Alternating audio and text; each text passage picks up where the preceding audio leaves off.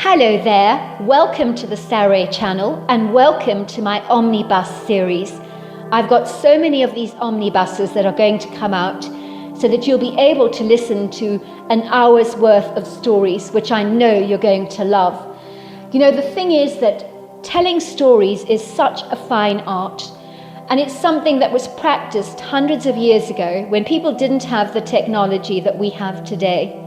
And everyone would gather around the fire and listen to a wonderful story.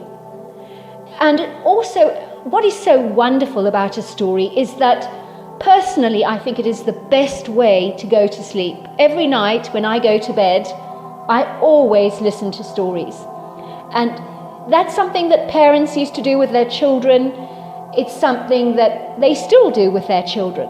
There's nothing better than a good story. And so I hope you're going to enjoy this series. And before we start, I just want to say, do subscribe to my channel because you don't want to miss out on anything. Because I'm in for the long haul and I want to make sure that you get the most stunning stories to go to bed with at night or to listen to when you want to be one of those people sitting beside the fire and listening. Don't forget to subscribe to my channel and let's get started. I hope you're going to enjoy the omnibus.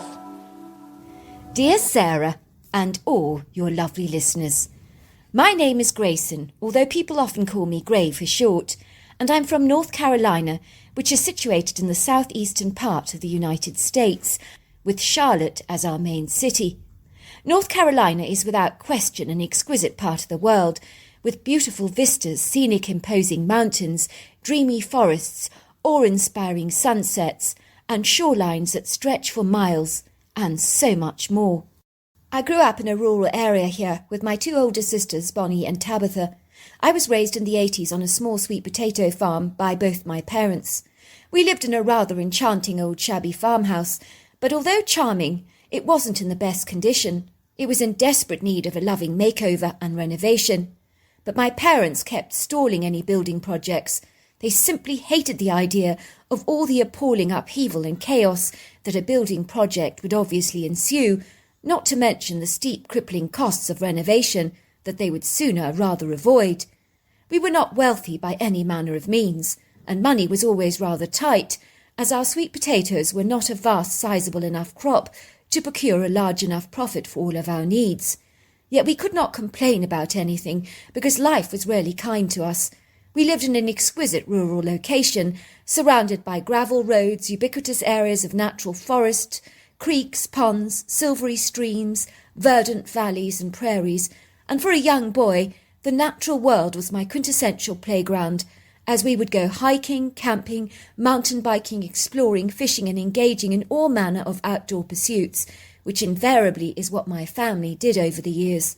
One day my father randomly announced that my Uncle Teddy was coming to stay with us, and the news seemed incredibly exciting to the all of us, as we had never met our uncle before. He lived in a quaint village in Derbyshire in England. He was initially from the States like my father, but had fallen in love with an English girl at university, and they had subsequently married, and never had any children of their own. "Now I want you to be very nice to your Uncle Teddy when he arrives," my father announced. "He's going through a very hard time at the moment and needs all the emotional support he can get. Do you understand? No games, no tricks, no funny business with him." We all nodded our heads in unison, not really comprehending what on earth my father was going on about. I was to learn from eavesdropping in on my parents' conversation that Uncle Teddy was going through a tumultuous, turbulent divorce. "I never did like that pompous English girl," I heard my mother say. "There was something about her that rubbed me up the wrong way. But to cheat on Ted like that, it's quite horrifying, and with a woman of all things, that's got to be the worst thing of all. I mean, it doesn't get more humiliating than that." "Well, I think it's been over for a very long time," my father reflected. "I think the cheating was the final nail in the coffin, and was the catalyst that brought the relationship to a head.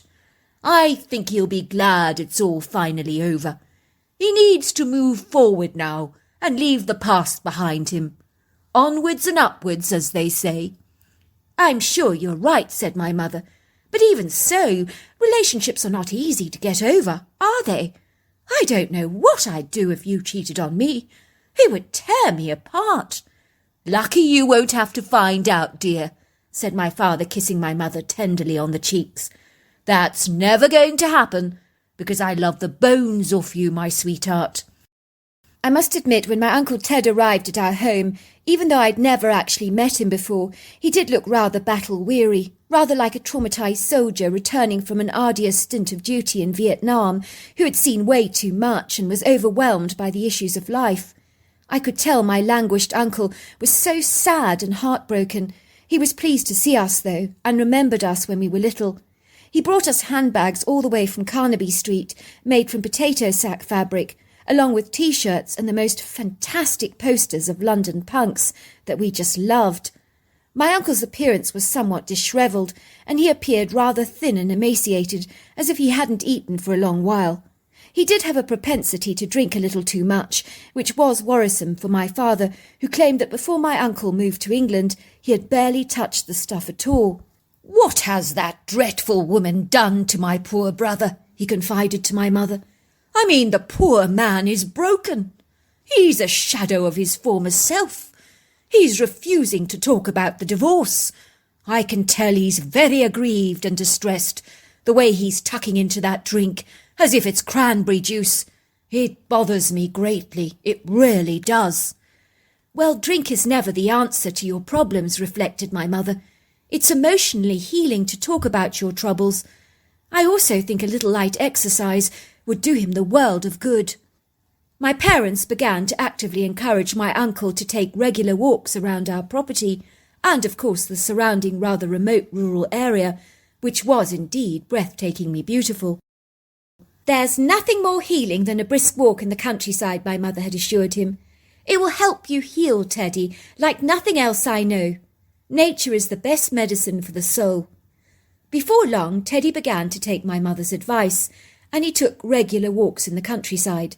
Sometimes he was gone for hours on end, and every day he looked a little brighter, and the colour was coming back into his sunken cheeks. He would talk about the indigenous wildlife he encountered, and would enthuse about the ravishing countryside. We all could discern a remarkable change in his countenance. Once again he had resumed his shaving rituals, which had to be a good thing, and the ugly beard that covered his boyish face had disappeared.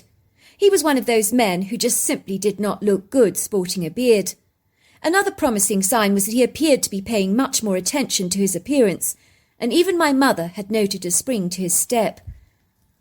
"You forget how big things are in America," he explained to her. "I just cannot get over the space here, and the areas of woodland are quite breathtaking. I think you're right, Tracy," he said, referring to my mother. "I'm already beginning to feel like a brand new man. I'm energized and more positive about my life." "Didn't I tell you?" laughed my mother. One day my uncle came bolting through the kitchen. He was hyperventilating and breathing heavily, and he grabbed a large bottle of brandy and began to glug it down his throat like lemonade. I remember his eyes were so wide and his mouth was hanging open. It was clear that he was deeply distressed, unsettled and discomposed by something. My mother tried to calm him down, but he was shaking like a leaf and seemed incredibly rattled. "Has something happened?" asked my mother. "You look as white as a sheet. Have you had a scare of some kind?" "I've seen a black monster in the woods, an ape-man. It attacked and killed a poacher, and I saw it with my eyes." My uncle began to sob uncontrollably. "I thought it was going to kill me. It was big and hairy." My mother and father looked at each other, and it was clear that they did not entirely believe my uncle's account, and thought that all his emotional anxiety and upheaval around the divorce was making him hypersensitive. "Maybe you witnessed a bear attack," said my father. "I'll call the authorities immediately to let them know that someone's been mauled by a black bear. Unfortunately, this kind of thing does happen, and it's very frightening to observe. Thankfully, the creature didn't harm you, so we can be grateful for small mercies." The authorities were called, and the body was recovered, and it was all just put down to a bear attack. Years later, my uncle told me the true story about what had transpired that day, once I realised that he had indeed seen an ape-like humanoid, a creature that we liked to call Bigfoot. So this was his account in his own words. I was beginning to feel so much brighter, happier, and more positive about my life, as moving in with my brother and his family into his delightful North Carolina farmhouse was quintessential the wisest decision I've ever made, as it helped me get back on my feet again and rebuild my shattered and broken life. I'm not going to kid you, there were harrowing, grievous moments when I simply wanted to just swallow a whole bunch of pills and be done with it all. At that point in time, I began to feel helplessly lost and despairing, as if the world was closing in on me and had become a dark, oppressive place of which there was no light at the end of the tunnel, nor was there any hope on the horizon for me. For me personally, getting a divorce was one of the hardest blows of my entire life. And despite everything, I still loved my ex-wife. Losing her was as bad as experiencing a death in the family. Granted, our relationship had been tumultuous at the best of times, and we had fought a great deal, over the silliest, most pathetic things, I might add. Yet, despite all the hiccups along the way, I still believed our relationship was worth saving.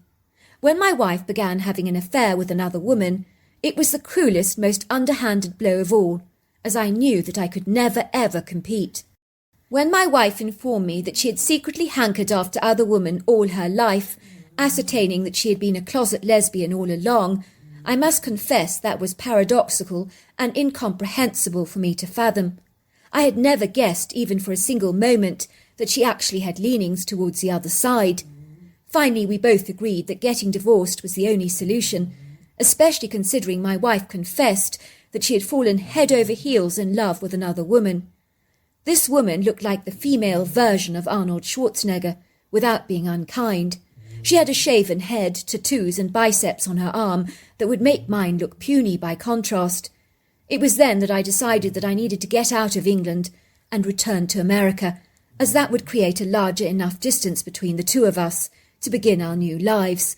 I couldn't face the prospect of bumping into my wife arm in arm in the street with another woman, who looked like she'd stepped out of a female prison and beaten up all the inmates. I'm not exaggerating, as that was how rough her new partner actually looked, which made me wonder why she'd ever found me attractive. I've always been incredibly close to my brother, and so staying with him on his farm was a tremendous blessing for me. I really don't think I would have held it together without the support of his loving family. Tracy, his wife, was right that venturing out into the wide open spaces was healing for me, until one day everything changed. After eating a hearty breakfast of bacon and eggs, washed down with some hot mugs of tea, I decided to set out for another brisk walk, armed with my pair of binoculars and a bottle of drinking water. I remember it was a blissfully pleasant day, with some warm sunshine and a gentle breeze blowing against my face. I trekked along several windy dirt roads, kicking up some of the pebbles with my boots. Finally, I was turning into my favourite area of wood green. It was magical, like a fairy tale-like setting, enabling me to leave behind negative, irksome thoughts from my past and focus on the present and the future. In truth, I had no comprehension whatsoever that a wooded area like this could be so bedazzling, tranquil and calming. It was like the quintessential resplendent oasis of natural beauty, consisting of mature, very regal, statuesque-looking spruce, pine, cedar, oak and redwood trees, all with the most marvellous, shapely, sometimes even voluptuous trunks that rose up into the heavens like towering skyscrapers of nature. If that wasn't mesmerising enough, the shafts of sunlight that twinkled through the trees and dappled the forest floor in different shades of luminescent light were almost ethereal in their subtlety and soft radiance. I noticed that layers of velvety moss swathed the tree trunks and boulders with a rich, luxurious, verdant carpet, and shapely golden-brown umbrella funguses attached themselves to the lower trunks of the trees, while the forest floor was layered with sweet woodruff, large open lacy ferns, and interesting flowering ground covers. Most beguiling of all, however, was the stream that zigzagged through the woods with an energizing swift current, and the sound of the water crashing against the rocks was so soothing to my troubled soul. On most occasions, as I'd ambled through the sublime wooded retreat, I'd been serenaded by the sounds of pretty birdsong, or I would catch a brief sighting of a few startled deer darting out of my sight as quickly as they could, or a squirrel eyeing me curiously with its brown, bright, sparkling eyes. On this occasion, everything was airily quiet, So much so, in fact, that I could feel chills going down my spine, and my hair was standing on edge. I really got the sense that I wasn't alone, and I could feel that I was being watched, but I looked around and saw absolutely nothing. I also detected a rather strange smell in the air, which wasn't something I was well acquainted with. It did smell rather sweaty and skunky. That was when I heard a man's voice, or men's voices, should I say, laughing, and I could hear their rifles firing at random, sounding like kids playing with BB guns. I realised that someone was hunting illegally, as there had been warning signs saying hunting prohibited everywhere. I realised that these were poachers, and I didn't want to stick around to get accidentally shot. Before I had a chance to make my hurried escape, a rough-looking thuggish man emerged through the thicket and walked directly towards me. He stopped dead in his tracks for a moment. I knew I'd caught him off guard, and he hadn't expected to see me. I noted a deep scowl developing on his face, and his cold, hard brown eyes glared at me very coldly. "Who are you?" he asked defensively. "I'm just taking a walk in the wood green, but I'm leaving now," I assured him. The insidious, shady-looking character immediately made me feel ill at ease and unsettled. I was greatly disturbed when he kept pointing his rifle in my direction, almost like he was guilefully trying to warn me off. "Good idea," scoffed the man. "You wouldn't want to end up accidentally shot, would you? Or easy meal for the coyotes?" He began to laugh, as if he seemed to find his sense of humour highly amusing, but I most certainly did not. I sensed an underlying undercurrent of artful threat to his words. If you had told me he'd buried a body in the woods, I would have believed you. There was something very devious and shifty about him that made my skin crawl. "Who is this?" came the husky deep voice of another man who emerged through the thicket, regarding me with very suspicious hard eyes that were seemingly devoid of any kindness. He was even more intimidating and thuggish than the first man that I had encountered, as he was looking like a menacious gangster, covered in inky blue tattoos of giant octopuses and dragons, and on his bald head there was a skull and crossbones, making him appear much more than a little menacing and pugnacious, and if that wasn't enough, his rifle was almost pointed directly in my face, causing me to tremble. Were they intent on killing me, I wondered in horror? I wouldn't have put anything past them. "What are you doing here?" he demanded in a threatening tone. "I'm just taking a walk," I said. "Well, you need to get out of here," said the man. "We're hunting, and you need to watch your back. And if you dare tell anyone that you saw us here, you'll be sorry. Do you understand?" He said this while reenacting a chicken having its head ripped off with his hands. I knew exactly what he was saying. "I've got enough problems of my own to contend with," I said. "It's none of my business what you get up to in here." "Don't be hard on him," said a small man emerging through the brush in a plaid shirt and jeans. "I'm sure he's telling you the truth. Don't hurt him. Leave him alone. If you hurt him like you did the other man, I shan't be keeping my mouth shut. Not this time." "Shut up, Johnny. The day I need your advice, I'll ask you for it. The man's going. He's not going to give us any trouble, are you?" "No," I said. "No, I'm not." Johnny suddenly became very distracted. "I think we should call it a day," he said, looking alarmed. "Something's not right about the woods today. I feel it in my gut." "Johnny, for goodness sake, get a grip," said the man with the bald head. "We're here to hunt. Stop being such a mama's boy." "I'm not," Johnny protested. "Something is watching us. I can feel it, and it's creeping me out." All of a sudden we heard a loud growl.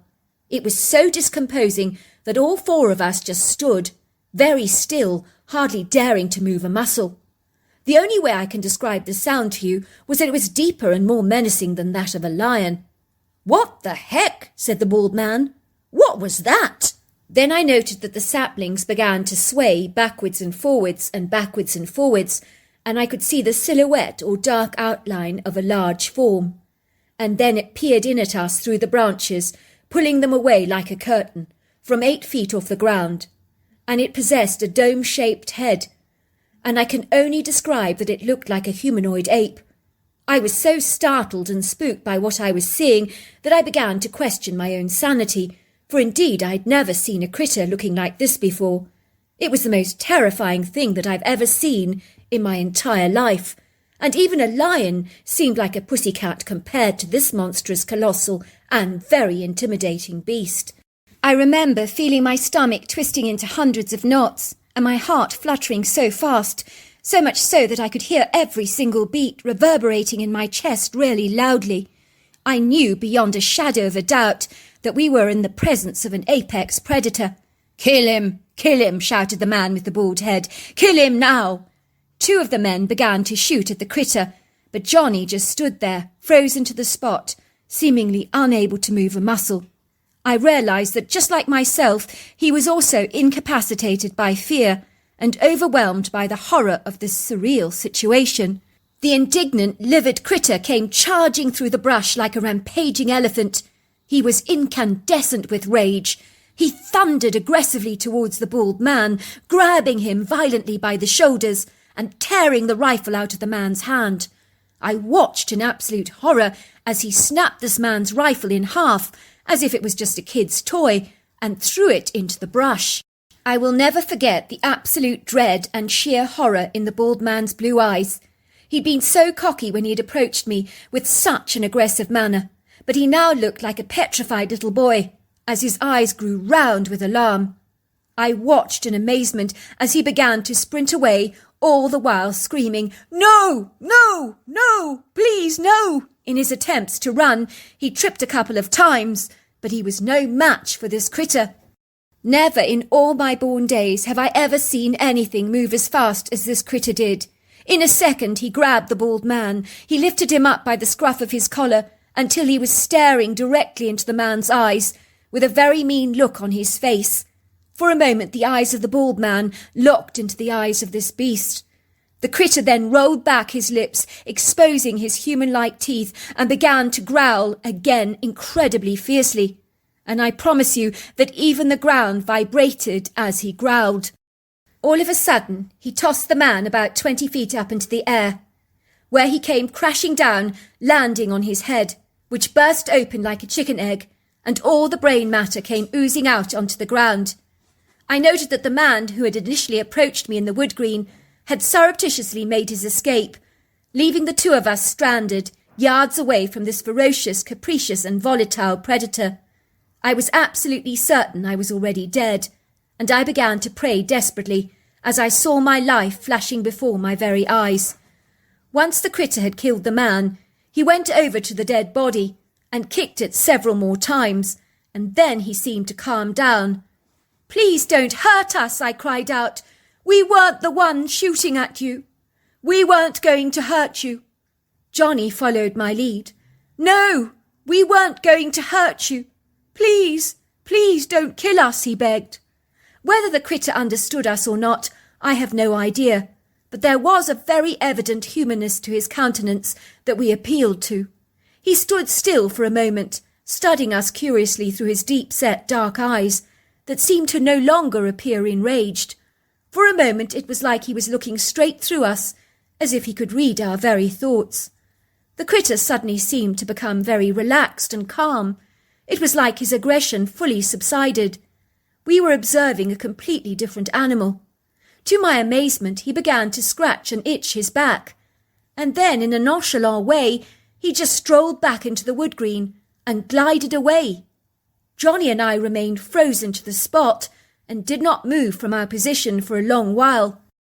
Even though I didn't know Johnny personally, we locked into a warm embrace as we realised we were so lucky to be alive, and that the critter had no intention of harming us. We couldn't believe it. Johnny looked at me and exclaimed, "I cannot believe Dirk is dead, but he had it coming to him. I mean, anyone could see you don't shoot at something like that. He was asking for trouble. He always is. I warned them that the woods didn't feel right today, but they wouldn't listen." He then turned around to me and said, "Do you mind telling the police that you saw a dead man in the woods? I don't want to get involved with any of this, as I've already been arrested for poaching before. I don't need any more trouble on my back." I nodded and then walked away, hardly daring to believe what had just happened. I knew the only reason Johnny and I had escaped with our lives is that we hadn't actually challenged the critter with a rifle. It would seem that the critter had not suffered any wounds from the barrage of bullets he had faced, which in itself was incredulous. I walked back to my brother's farmhouse, pondering on what it was I had seen. The critter must have been about 8 foot tall, 4 feet across on the shoulder area. He had short, stocky legs and very long arms, and was built as solidly as an army tank, and easily weighed about 800 pounds.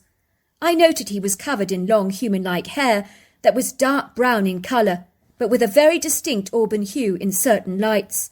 The face was human-like, with a nut-brown skin that was the texture of leather. I noted that the critter had a head shaped rather like a dome that seamlessly folded into his shoulders, with no apparent neck to speak of. What I remember was those eyes, and how they changed from hateful to gentle in just such a short period of time. When I returned to my brother's farmhouse, it was like the post-traumatic stress of the event reoccurred and replayed in my mind.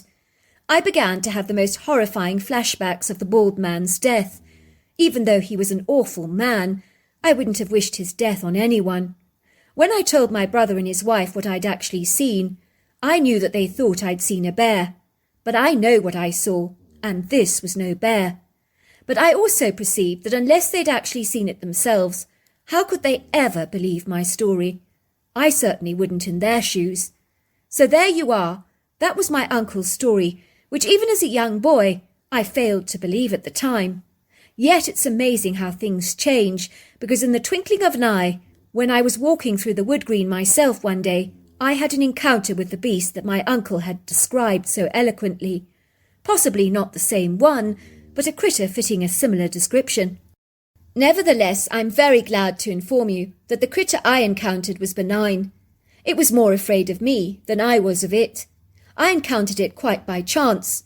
It was eating the grubs from the inside of a tree branch, and it suddenly looked up and on seeing me glided away so fast, taking 5-foot strides and vanishing from my sight.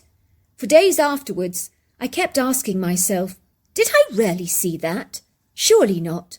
But I knew what I saw. I'm glad to tell you that my uncle did actually remarry and is now happily living relatively close to us in North Carolina, and I used to visit him regularly over the years, and we became incredibly close. All these years later, after the coverage on the Sasquatch, we knew what we saw were clearly Bigfoot. So there you are. That's my story, and my uncle's as well. Hello there. Welcome to the Saroy channel, the Bigfoot Chronicles, shall we say. I'm so glad you've joined me today, and I'm so delighted that you're here to listen to another story. So before we get started, you know the rules. Go and get yourself something absolutely fabulous to drink, whether it's something warm and comforting or something effervescent and sparkling, because I've got a lovely story for you this evening. So before we get started, don't forget to subscribe to the channel, click the notification bell and the thumbs up, and let's get started with tonight's story. Dear Sarah, and all your lovely listeners, I grew up in Galway in Ireland, the land that has earned its illustrious reputation as the Emerald Isle, surrounded by wild, rugged, rocky scenery and lush green fields that go on forever.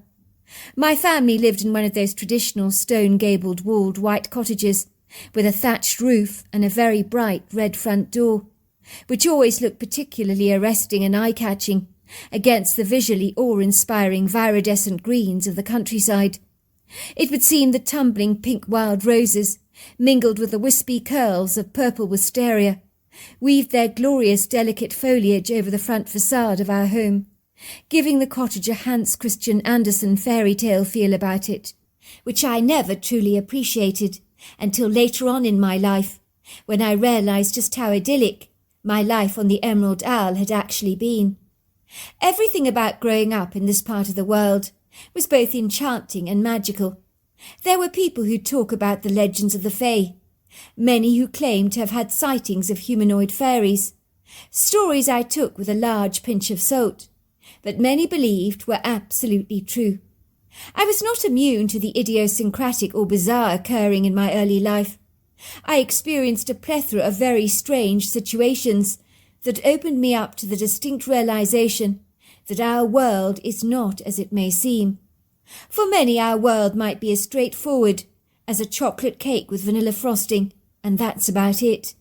But I was soon to learn that there were many more dense, interesting layers to that cake that have so often been overlooked, even discounted, like the hazelnut and the chocolate or cinnamon swirl, that if you're not paying attention, you will surely miss out on, for you might never ever get the opportunity to taste the subtle flavours for yourself if your senses aren't finely tuned into them. I think I learned growing up that if you don't pay attention to your environment, you surely will miss out. If you don't investigate something strange that you might hear of, see, or even encounter, then you will almost certainly brush it off as something insignificant and irrelevant. If, on the other hand, you do happen to own an inquisitive spirit, like I do, then you might find yourself opening a door that leads to a treasure trove of mystery, or an Aladdin's cave that could literally blow your mind. It may indeed make you say, "My God, did that really happen? Or was that an illusory dream?" Sometimes you might doubt what you experienced or witnessed, but even if you do, your mind will be forever expanded, becoming more malleable and more open to the peppering of mystery that showers our world, with its clandestine, mysterious secrets that will always be revealed to the seeker. Hence the age-old saying, "He who seeks will find," and if you search for answers long enough, you will almost certainly find your truth. Of that there is no doubt in my mind. I was raised by my grandmother, as my mother gave birth to me when I was only 15 years old, with the help of my grandmother at her side, assisting in my delivery, on a hard, unwelcome, very cold black and white bathroom floor, on a miserably cold winter's night, when the temperatures were at an all-time low. It was quite literally freezing, with gale-force winds beating against the cottage. I certainly picked the most inopportune moment to be born. But then throughout my life, timing has never been one of my stronger points. My mother's pregnancy had remained cloak and dagger for the full 9 months' duration. It was surreptitiously brushed under the carpet, away from prying, curious eyes, for no one was to know about the secret my mother was carrying in her womb. That would bring dreadful shame on our family and potentially devastate our family name. In those days, people cared a great deal about honour, reputation and integrity, and a young 15-year-old girl falling pregnant out of wedlock, well, that was not a good look. Even worse was anyone daring to abort the fetus of an unborn child. That was considered murder in the first degree, in the opinions of many of the religious folk. Indeed, that was a greater shame than falling pregnant itself. Abortion was a filthy word that people were even afraid to articulate, as if it was a deadly virus that might just contaminate their own lives. My grandmother was about 48 when she had to claim she was pregnant with me, so that when I arrived on the scene, no one would bat an eyelid. I gather she'd stuff her belly up with a couple of old towels she had sewn together on a sewing machine to make a very convincing pregnancy belly. She managed to pull off the fake pregnancy with flying colours, although people were stunned that she was having a child so late in the day, but they saw it as a gracious gift of God, a miracle of note. "Oh, such wonderful news, Peggy! I'm thrilled for you!" my grandmother was told over and over again. "A late lamb, that's what it's called. A true gift from God. You've struggled all your life, haven't you, to have children? But now your womb has been blessed a second time, even so late in the day. The good Lord hears our prayers, just like Sarah in the Bible, when she was pregnant at such an old age, but she managed to conceive. The Lord is so good, so very good."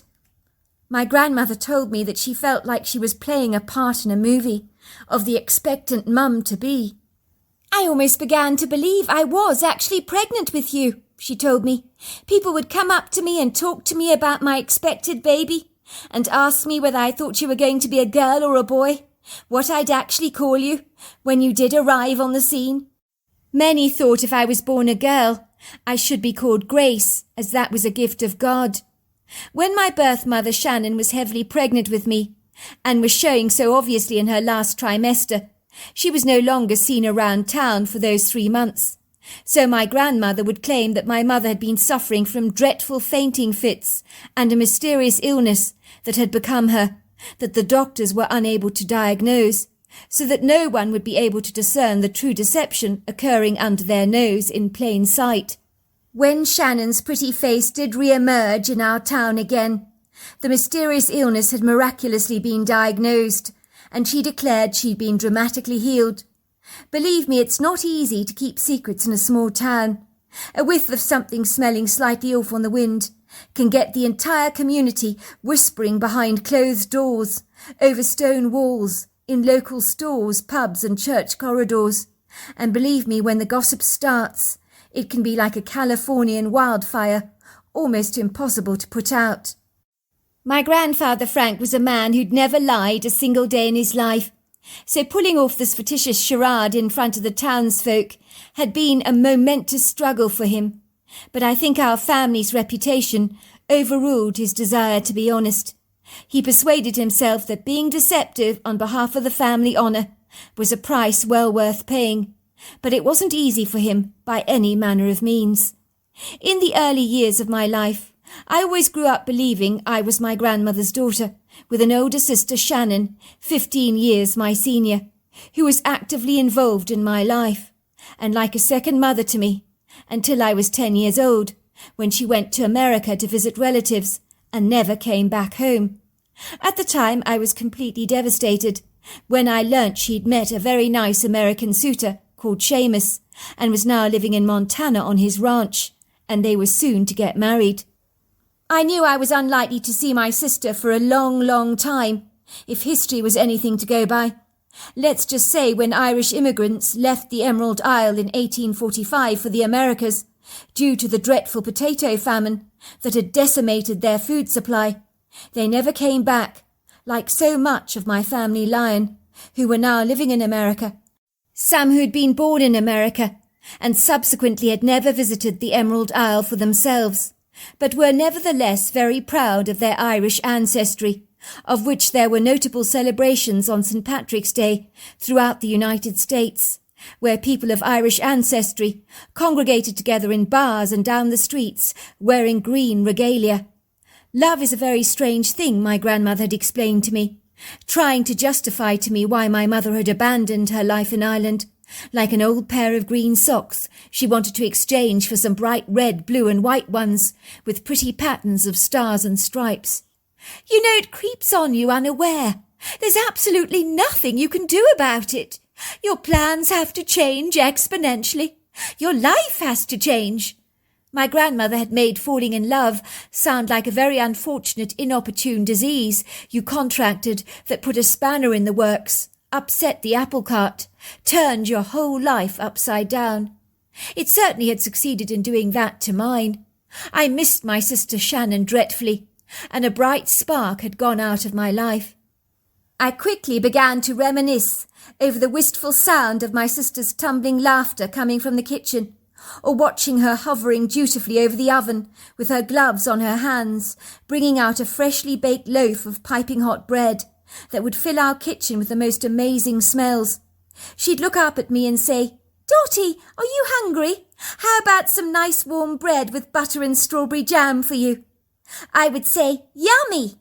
And there I would be, sitting around the kitchen table, hungrily tucking into warm bread, with Shannon watching me with a bright warm smile on her face. In truth, there was nothing quite like it, but now she was gone from my life. I wanted to be happy for Shannon. I really did. I loved my sister, and her going away like this meant I felt the emptiness of her loss quite dreadfully. It grieved my heart something bad, as it did both of my parents. "Why is it, when the Irish go to America, they never come back?" my grandmother would protest. "Why can't Shannon settle down here, bring her American fellow with her, not the other way round?" "Well, it's not that simple, sweetheart. You must understand, the man she's marrying is a very successful rancher. He can't just leave his life in America behind. Whereas Shannon, well, she could settle down anywhere, couldn't she? It makes sense that she would stay there with him." Soon my sister was to announce she was married to Seamus, in a short private ceremony, devoid of any fuss, from which me and my parents had intentionally not been invited, out of practicality and common sense.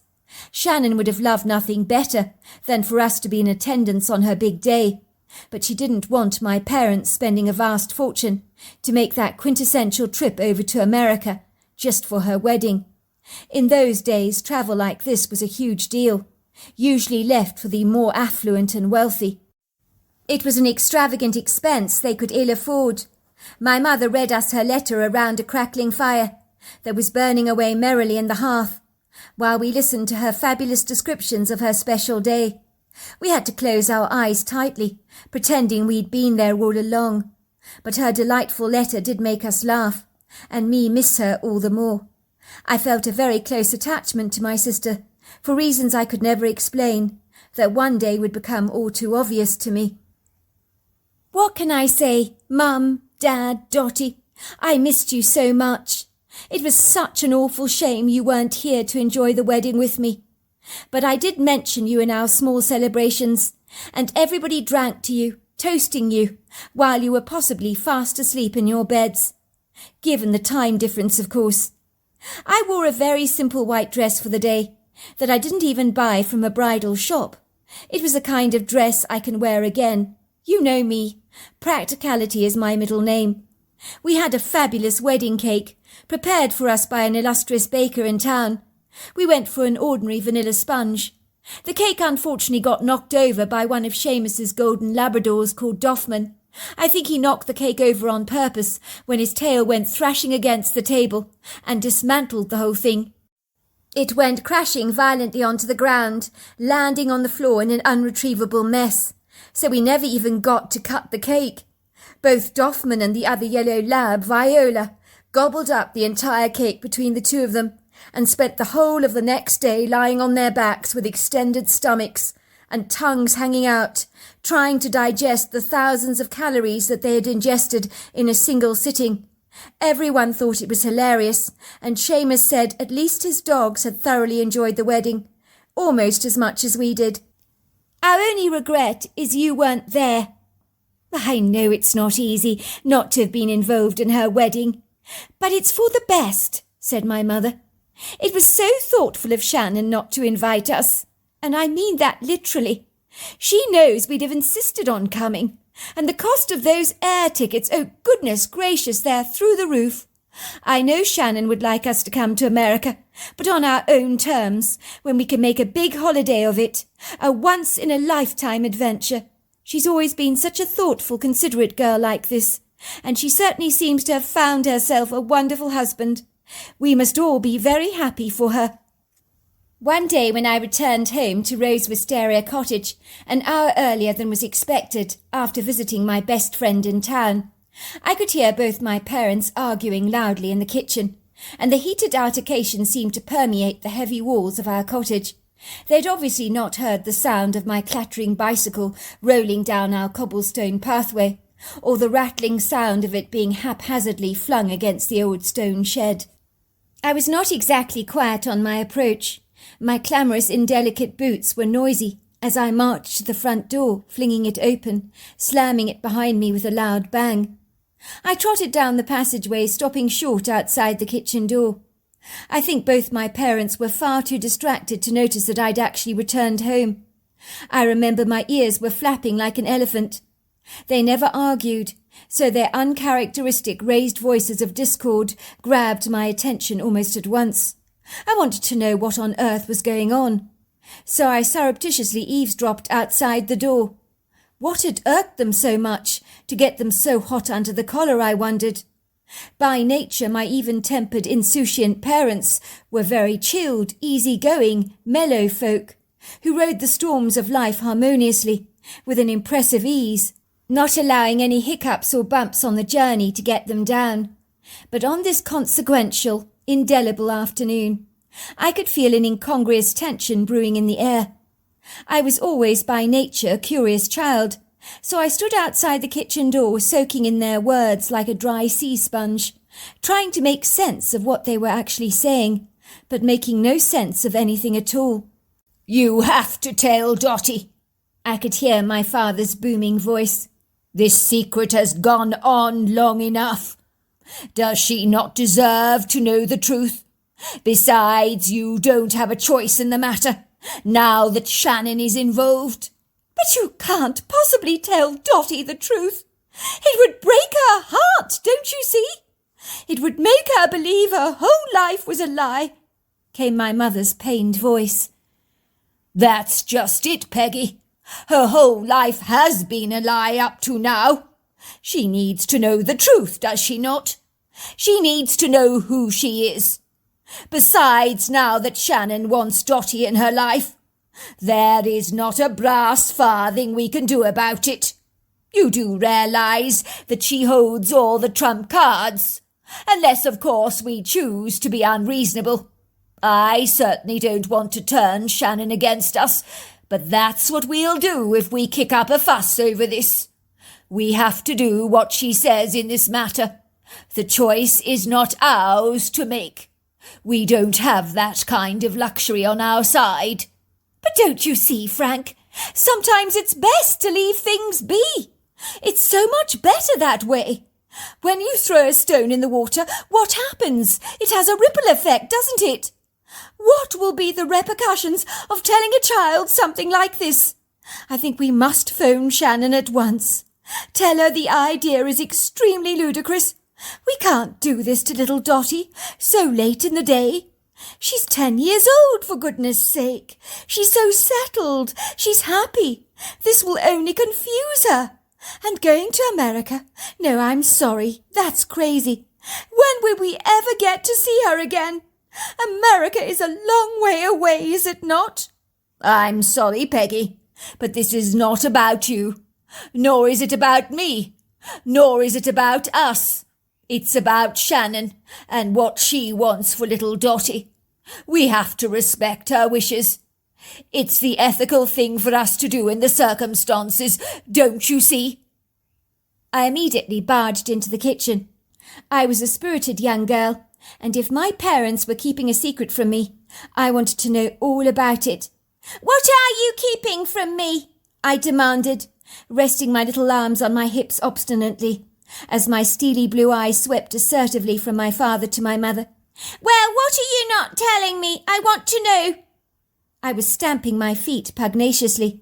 My parents had better tell me what they were hiding from me, or I'd badger them until they told me the truth. I was one of those petulant kids that knew how to get my mother to give in, like when she took me to the store.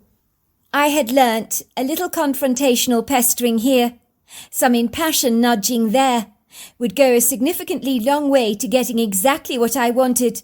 My mother would ultimately surrender, coming down like a calming bridge over tumultuously troubled waters. To keep the peace, she would ultimately acquiesce. She'd buy me that candy bar I'd been nagging her for. I think it was so much easier for her to just give in to me than to have to constantly tell me no. No was not a word that I embraced very easily in my vocabulary. The uncongenial word meant boundaries, restrictions, deprivation.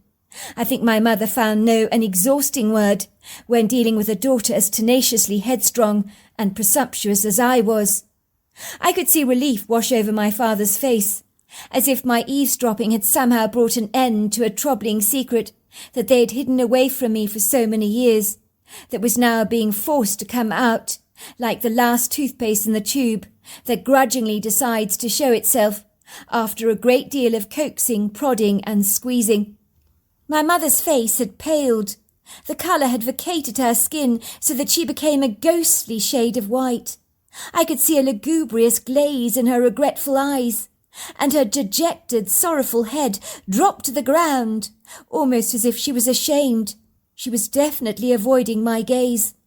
I'd never seen her look so pained before. I could observe tears stuck in the corners of her eyes that she was struggling to contain. She didn't want me to see that she was so close to crying, but I did not miss a trick. The secret, whatever it was, had to be dreadfully big for my mother to be so ruffled up, so upset. She was normally indomitably stoic, like the solid oak tree in our yard. "If you're not going to tell her, Peggy, I will," my father had piped. "Besides, we have no choice in the matter. Shannon wants us to tell her the truth. We have to tell her now, regardless. We should have done this a long time ago, I hasten to say." Shannon was in on this secret too, I thought, the horror now becoming all too apparent. 3 members of my family had been harbouring a secret that they'd kept from me. What were they not telling me? My mother growled at my father. She gave him dagger looks with her brown eyes and said, "I'll tell her myself, Frank. This needs to be done my way. Do you understand?" My mother washed her hands at the kitchen sink, dried them on a hand towel, and gestured for me to take a seat, which I did. Before long, my mother and Dad were sitting directly opposite me, on the long, rather wobbly kitchen table. I remember an anxiety washed over me at once. The mood was so sombre, so serious. The kitchen had grown so quiet that you could only hear the sound of the kitchen clock ticking away on its prime position on the wall, until our very big cat, Eartha, launched herself through the kitchen window, pounded onto the kitchen countertop like a rocket being launched from outer space. She was a very overweight tabby of ample girth, so her rather heavy crash landings onto surfaces of any kind were at best ungainly and at worst precarious. Sometimes even the kitchen would shudder and heave when she crashed into things like a mild earthquake. Let's just say Eartha did not know the meaning of the word grace. Eartha wobbled over to her bowl of kibble and began to crunch away happily, oblivious to the sound of silence that was so conspicuous that even I could hear it. It was between the crunching sounds of the cat's kibble being macerated by hungry jaws and the sounds of the tick-tocking kitchen clock that another rocket was launched, but this time it came fortuitously directly out of my mother's mouth, causing devastation on its outward trajectory, hitting me straight in the guts with the efficiency of sharp shrapnel, tearing me apart limb from limb. This I had not expected. Most secrets I thought were good, exciting, dappled with mystery and intrigue. But this was a secret that seared through bone, marrow and sinew with a prompt efficiency that tore my perception of my life up into smithereens, as if someone had walked over to our large kitchen dresser, which was elegantly displayed with some very old collectible blue and white china, and flung it onto the ground so violently. And all that was left was a chaotic disarray and a plethora of broken china, and even a dresser that had fallen apart. In this case, I was that broken china, lying there on the floor. "You're not my daughter, Dotty. I didn't give birth to you," my grandmother said, her eyes circumventing mine. I think she didn't want to witness the shocked pain in my eyes she was so sure she would see. When she said this, I felt as if an ice-cold dagger had been stabbed directly through my heart, as a numb, vacuous feeling seemed to snake through my guts. My knees wobbled, my feet began to tap very fast on the flagstone kitchen floor. My mouth dropped wide open. "What do you mean I'm not yours? Am I adopted? Is that what you're saying?" The full horror hitting me like a cruel cold slap to the face. "You are ours," said my mother, grabbing my hand, giving it a tight, reassuring squeeze. "Of course you're ours. You must understand. Nothing has changed. We love you with all our hearts. You're the shining light of our lives. Nothing has changed in that regard. You must know that, Dotty." "Get on with it, Peggy," my grandfather moaned. "You're not explaining yourself very well. You need to tell Dotty everything." My mother cocked her brows. "I'm doing my best, Frank," she said obsequiously. "If you'd stop butting in, I might be able to explain everything to Dotty. But your interfering is making it very hard for me to put thoughts into words. I'm struggling here. I don't need your constant jabs making it 1,000 times worse for me." My eyes began to fill with tears. A girl in my class had told me a story of a baby once being found in a dumpster. Is that what had happened to me? My lips grew white. I was frightened about what I was going to be told. Maybe some secrets are best not unearthed after all. Ignorance can be bliss, and for the very first time in my life, I wasn't exactly sure. I wanted to be privy to this secret. If it had made my mother so dreadfully upset, and my father so subdued and sombre, what on earth would it do to me? Did you find me in a dustbin? Are you saying my birth mother didn't want me? She threw me out in the trash and you found me, lying among the old potato peels and rotten banana skins. Is that what you're going to tell me? Because if that's what happened, I don't want to know, I said, my eyes misting over with tears, my hands blocking both of my ears. My mother pulled one of my hands off my ear. Listen to me! It was nothing like that! You're such a silly one! As if anyone would ever throw you in the trash. What a nonsensical, ludicrous idea, Dotty. Listen to yourself. No, you are wanted, very wanted, and very much loved, and still are. What I'm trying to say, Dotty, is that I'm not your mother. I'm your grandmother. And your sister Shannon, well, she's your real mother. So we're still your real family. It's just, how shall I put it, the dynamics have changed ever so slightly. But that's all. Now that you know the truth, everything is still exactly the same. Nothing is different. But why? I gasped, unable to understand the huge contorted jumble of my life that seemed to be knotted and twisted up in the most incredulous, messy tangle, which made no sense to me at all, until everything had been fully explained. And in truth, I wasn't sure if I was better off knowing this inconvenient truth. It made everything so much more confusing. My sister Shannon was my mother, and my mother was my grandmother. That was a strange concept to get my head around. It was going to take a while to get used to. So why are you telling me all this? I asked. There's no easy way to say this to you, Dotty, sweetheart. But your sister Shannon, or should I say your mother, wants you to move to America. You are her daughter, after all. Of course, legally she wouldn't have a leg to stand on, as the authorities believe that you are my daughter, who I claim to have given birth to in my own bathroom at home. And so on paper, you are legally my daughter, although of course with advances in modern science, I'm sure it could be one day proved that Shannon was your mother. But we won't go there. Now, of course, your birth was a traumatic event, let's not kid. We didn't have anyone to help us. No midwives, no hospital, nothing like that. Your mother was in so much pain, and you were taking your time coming out.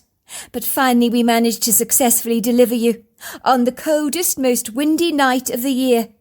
Needless to say, your grandfather and I know that you are really Shannon's daughter. We never told you the truth because Shannon was 15 years old when she gave birth to you. Let's just say a 15-year-old girl falling pregnant would have created some cruel scandals in town. It would make your mother look like a woman of low moral standing. And we couldn't have our daughter's reputation soured and torn to shreds like that, or the family name being dragged through the gutter.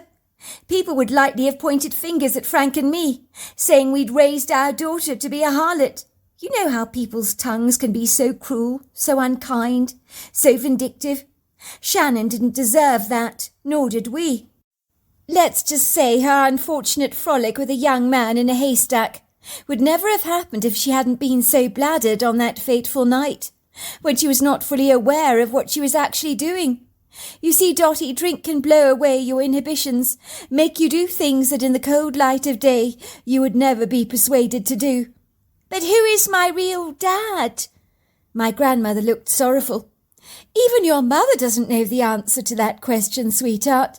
She went to a barn dance, you see, when she was young, and the punch was spiked with alcohol. She vaguely remembers tumbling around in that haystack with that young man, kissing him, but she can't remember who he was. No memory of him at all. That's what she claims, said my grandfather, raising one of his white albino-looking caterpillar brows. I think she knows who the man was, but she's never had the bottle to tell us. But maybe you can find out from her when you see her yourself, if she's willing to tell you. How do you feel about going to live in America, my little peanut? A lot of our relatives live there, you know. You'll meet so much of our extended family. They'll be thrilled to see you. I don't want to go, I protested. I can't go. I won't go. I want to stay here. I began to stamp my foot indignantly. But convincing my grandparents to change their mind was not as easy as persuading my grandmother to buy me candy. "But don't you miss Shannon?" my grandmother had asked, holding my hand tightly. "Isn't it important for you to go to be with your mother?" "Of course I miss her, but I like living here with you. I've got friends here. I'm happy here. Why would I want to move to America?" "Because sometimes, sweetheart, it's the right thing to do." 3 months later, I was soon to learn that at 10 years old, your choices are commandeered and expropriated from you by well-meaning adults who emphatically believe they have your best interests at heart. But do they really? I was contented, very secure living in Ireland with both of my grandparents. My life on the Emerald Isle was all I'd ever known. Now I was going to live on a strange Montana farm in the Americas. In truth, the idea held about as much appeal for me as eating my Brussels sprouts at Christmas. Believe me, I hated Brussels sprouts. From what I'd heard, America was so huge, a diverse country, that by contrast to a small island situated on the westernmost edge of Europe, it seemed so gargantuan by contrast. And for little old me, the prospect of such a fortuitous move was more than a little overwhelming.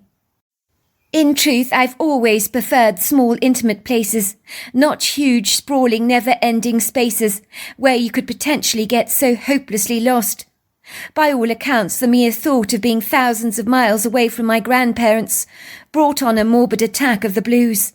"Sweetheart," my grandmother had said, as she began packing my clothes in a large suitcase for me, "if you're really unhappy living in Montana, just speak to Shannon about it. Tell her exactly how you're feeling, and I'm sure she'll send you straight back to Ireland. At the end of the day, your mother cares about your happiness above anything else in the world. If she sees you're desperately unhappy, she'll send you back home to us. I'm sure of it." I think what your grandmother is trying to say is that you need to give Montana a chance. You should live there for a few months before you make any rash decisions. I remember when I first brought Eartha, our big fat tabby, to this house. You were scared of her in the very beginning. You were so certain she was going to scratch you with those sharp claws of hers. But she didn't, did she? And now you love Eartha to death and wouldn't like to be without her. It's no different going to America. It may seem very scary, very intimidating in the beginning, but my bet is you'll love it there. I mean, think about all the people who emigrated there during the potato famine. If it was so terrible living there, don't you think they would have returned when things were better? But they didn't. They stayed put. They laid down roots. "Look at this," said my grandfather. "This was written by a woman in the Irish potato famine, who felt just as you do. I think we all relate to what she wrote about." My grandfather opened the old book and read me a passage from it. "My stomach aches with hunger. If I didn't know it was starvation I was suffering from, I would surely believe it was a deadly, wasting cancer that was cannibalizing my entire body. I'm watching myself withering away like a flower in a vase that is past its very best. Who knew hunger could cause you so much physical pain? But it does.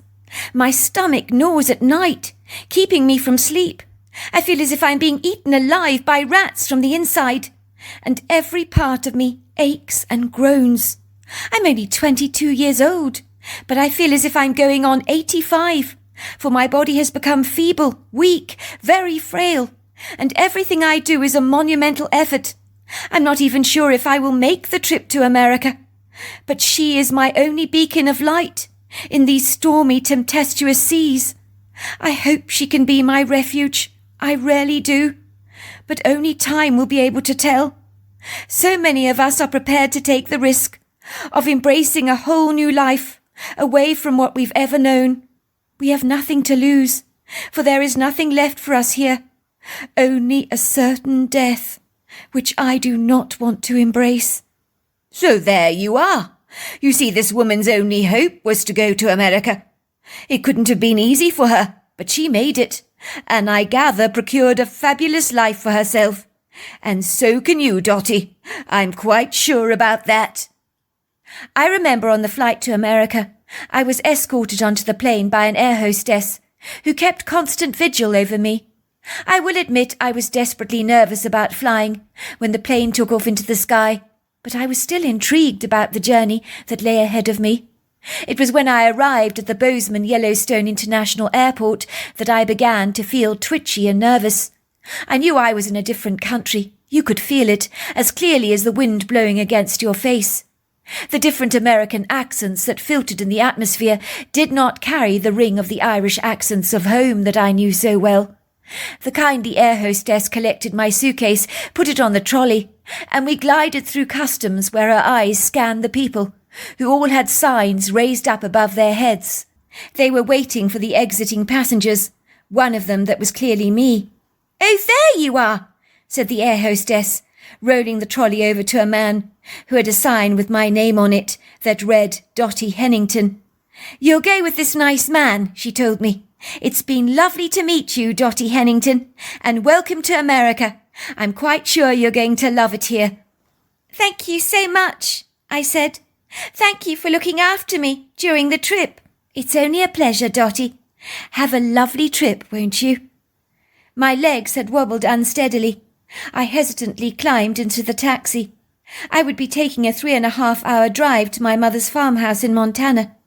Who knew a taxi drive could be this long? But I'm glad to say we frequently made stops on the trip for refreshment breaks, and the taxi driver was very kind to me. He seemed to appreciate that for a 10-year-old girl from the Emerald Isle, America seemed like a humongous place that could quite literally swallow me whole, given half a chance. "So what do you think of America?" he asked me, as I stared out of the window, as we drove through the rich rolling countryside. The man had a gentle southern drawl. I think the only words that came out of my mouth at the time were, "It's so big." In truth, the vast open spaces suddenly made me feel tiny, really tiny. I remember gawking at the countryside. America was a whole other world, one so remarkably different to the one I'd left behind. I couldn't help thinking of the immigrants from the potato famine arriving here for the very first time. Did they feel as intimidated as I did right now? I'm sure they must have, I promptly decided. "It's big all right, young lady, and you're not alone thinking that. Every time I pick up tourists from small countries like Ireland and England, it's the first thing they always say to me. It's so big. Everyone finds the wide open spaces more than a little daunting." "Don't you sometimes worry that you'll get hopelessly lost? I mean, scared even. It must be so easy to lose your way out here." "You know, young lady, that's a very good question that you ask. When a place is so big like this, it is very, very overwhelming. But I promise you, you do get used to it. After a while, you won't even think it's big at all. It's a question of perception." I was not convinced I could ever get used to such a huge, humongous place. But despite how intimidating it was, there was no doubt America was magnificently beautiful. But would I like it here? That was the quintessential question. And in truth, I didn't know the answer to it. I was already feeling dreadfully homesick, missing my grandparents and my big fat tabby Eartha. 1.5 months later. My grandfather had been absolutely right about giving my new life in America time to settle. Like mud in a glass jar that finally sinks to the bottom, so that the water above becomes very clear. It hadn't been easy saying goodbye to my grandparents, who had been wrought with pain to see me go. I'd never seen my grandfather cry before, but he couldn't help it. Tears seemed to roll down his cheeks, which he hurriedly wiped away with his thumbs. But there was never any fooling me. I'd seen those tears. There was something that felt so final about that goodbye. It was soul-destroying, gut-wrenching. I remember he hugged me so tightly, as if he was desperately afraid of ever letting me go. I hated goodbyes.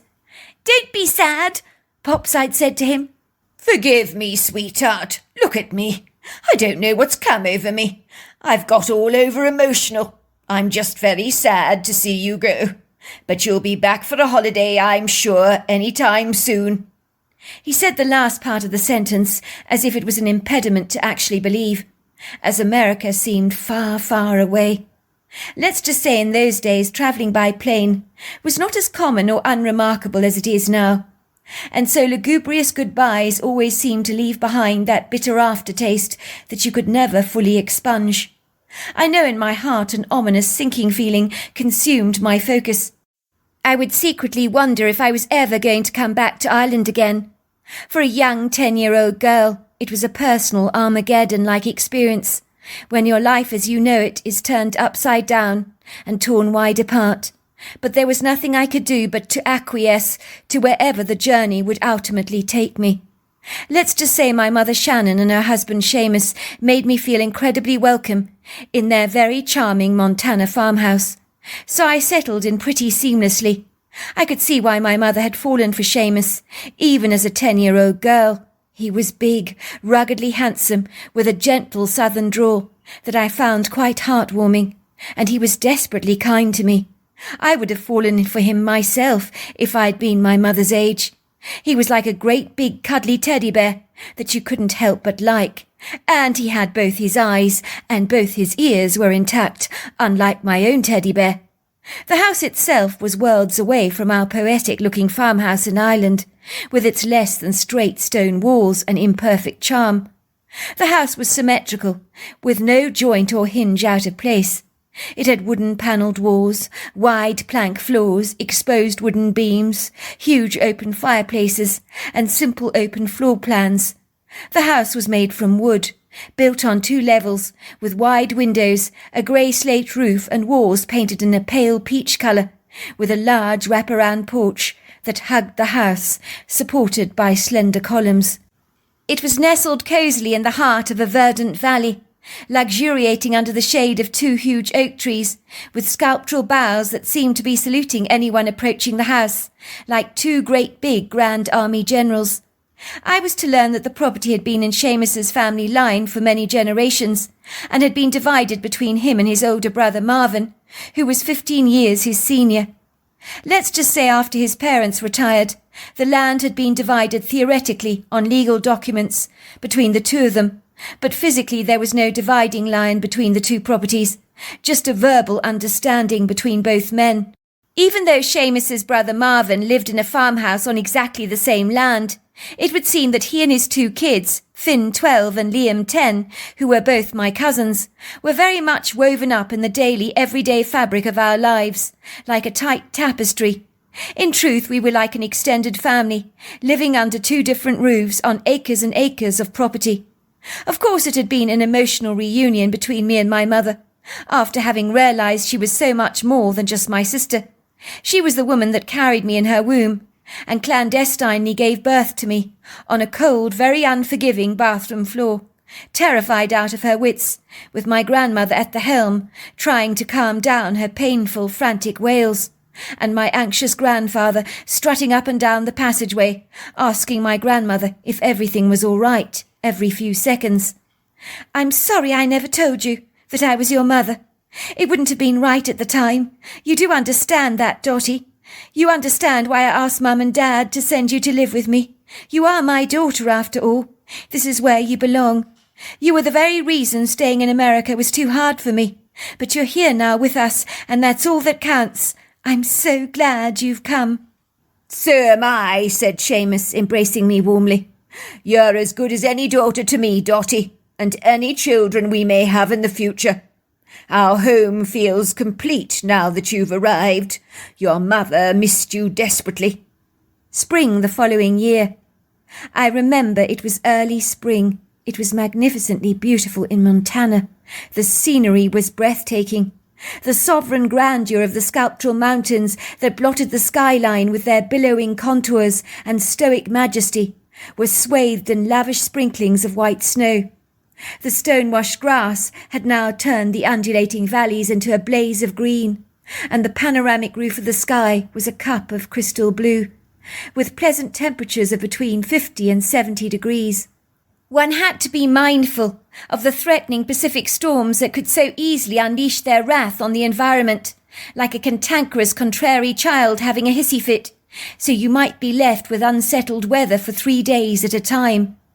My 12-year-old cousin Finn had managed to persuade my stepfather Seamus and his dad Marvin that we wanted to camp on a remote part of the voluminous uncharted property, never really been explored before by the family, as the rambling land they lived on was boundlessly prodigious, so a great deal of it was like an elusive page in a mysterious book that had not been read yet, so its unrevealed, unmapped script remained steeped in wondrous awe, as not knowing what the page contained was what made it all the more riveting.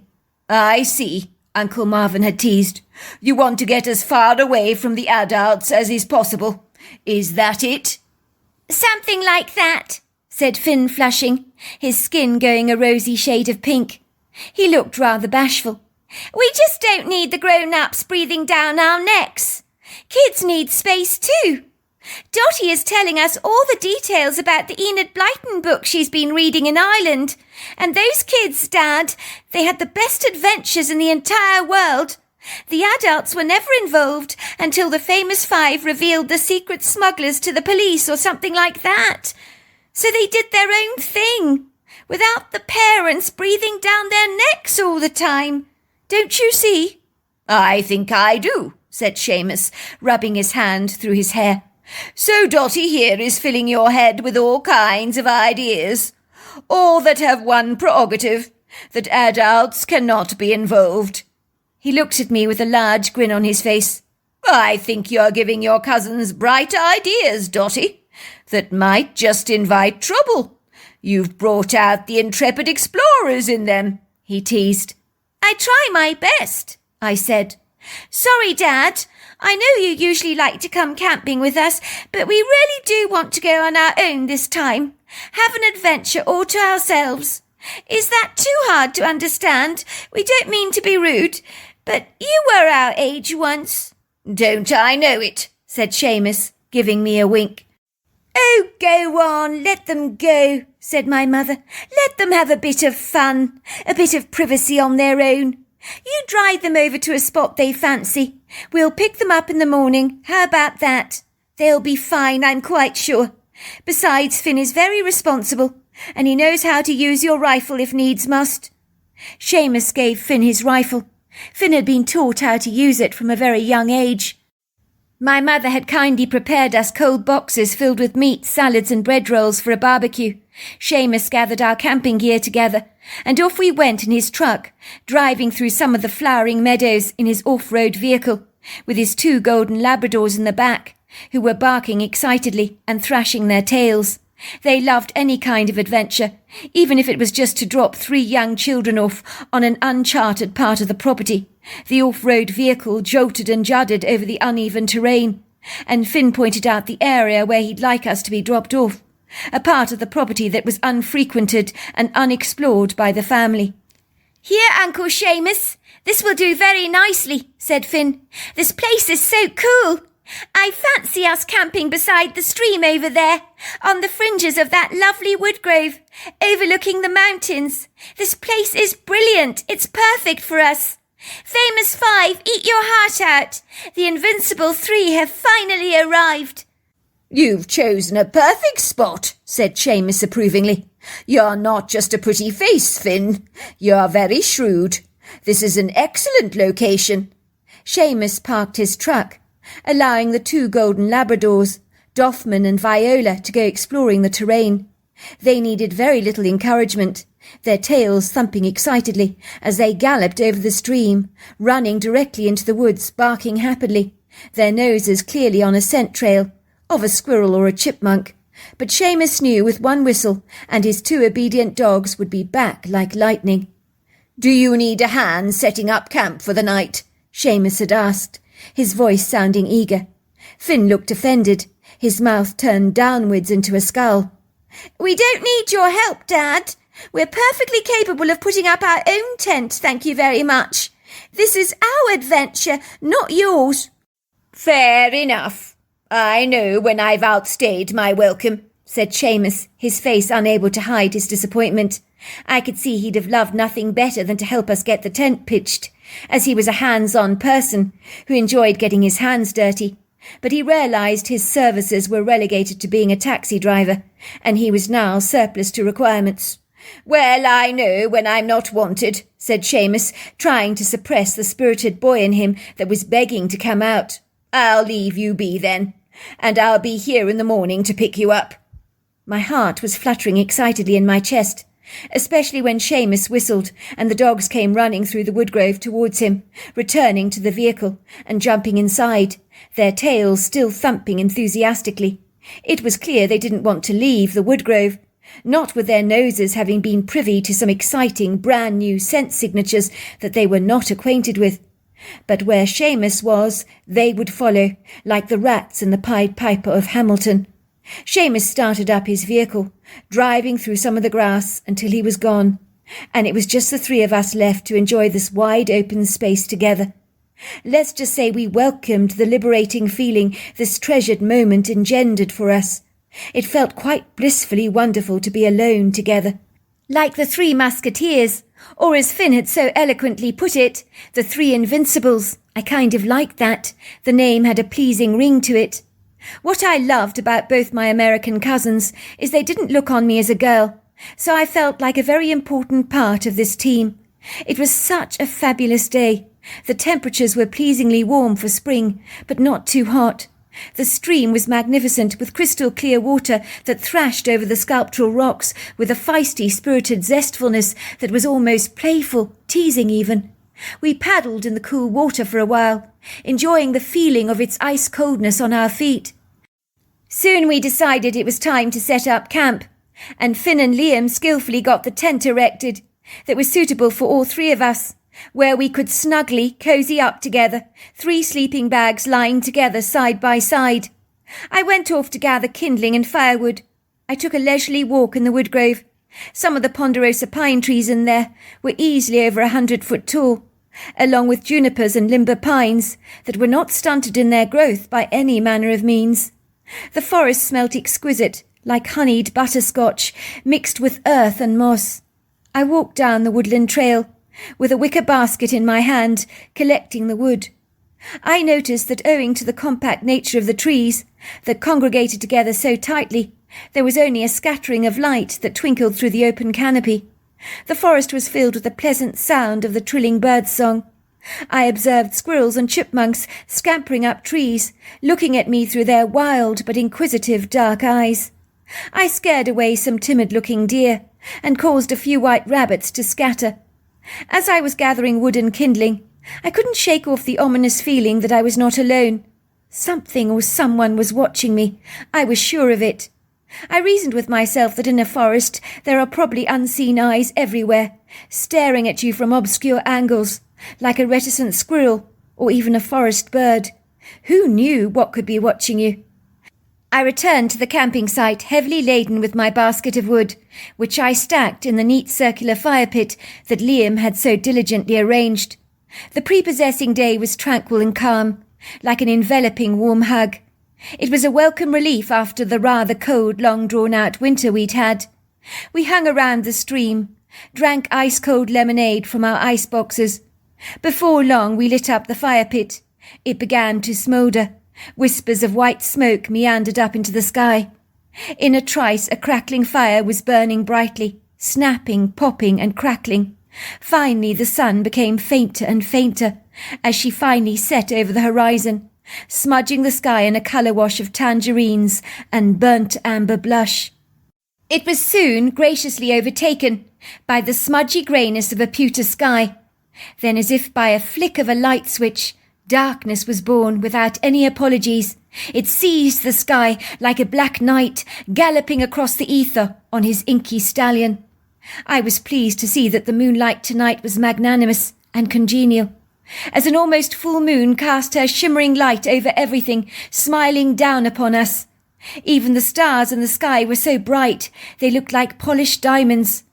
Before long we were happily barbecuing, sticky spare ribs, burgers, chicken kebabs and chicken wings on the grill, which we retrieved from the icebox. The smoky, aromatic, sweet, fruity smells of the sizzling meat wafted through the forest, the ethereal white smoke rising wistfully from our campfire, Finn took charge of the barbecue, turning the meat around with a long fork. He did a sensational job as chef extraordinaire, and the look and smell of the food was incredibly delicious. Soon our stomachs began to rumble. We sat on our crossed legs with paper plates in our hands, eating our fill with sticky fingers, while being serenaded by the tuneful, cheerful orchestra of frogs and crickets. It didn't get better than this. We watched the flames of the fire dancing merrily over the wood. It was later we sat around the fire roasting marshmallows on long forks that Shannon had skillfully packed, when it was Finn who suggested a ghost story was well in order. "You can't sit by a campfire without telling a good old ghost story," he exclaimed. "Those are the rules." "We'll take it in turns," he said. "See if we can make up a scary ghost story designed to scare. I, for one, want to be scared stiff. I want to go back to my tent tonight, trembling in my boots, scared that the ghoulies are going to get me." "Be careful what you ask for, Finn," I teased. "It might just come true." "As it happens, I don't have to make up a ghost story. I already know one, because I've seen a ghost." "What?" said Finn, his mouth dropping open in astonishment. "Is this a big wind-up? You haven't really seen a ghost, have you, Dotty?" "I have," I said. "It was the weirdest experience of my life. But I know she was a ghost. There was no doubt about it in my mind. Besides, I wasn't the only one that saw her. There were 3 other eyewitnesses, my family." "What happened?" my 2 cousins asked, their round eyes focused on me with a fervent interest. "The weird thing was it was during the day," I told them. "I would never expect to see a ghost in the day. To be fair, it was late afternoon, verging towards the evening. Me and my parents were at the coast, you see. Shannon was there too. I was 8 years old. We were having a late afternoon picnic. The beach was surrounded by these sculptural-looking high cliffs.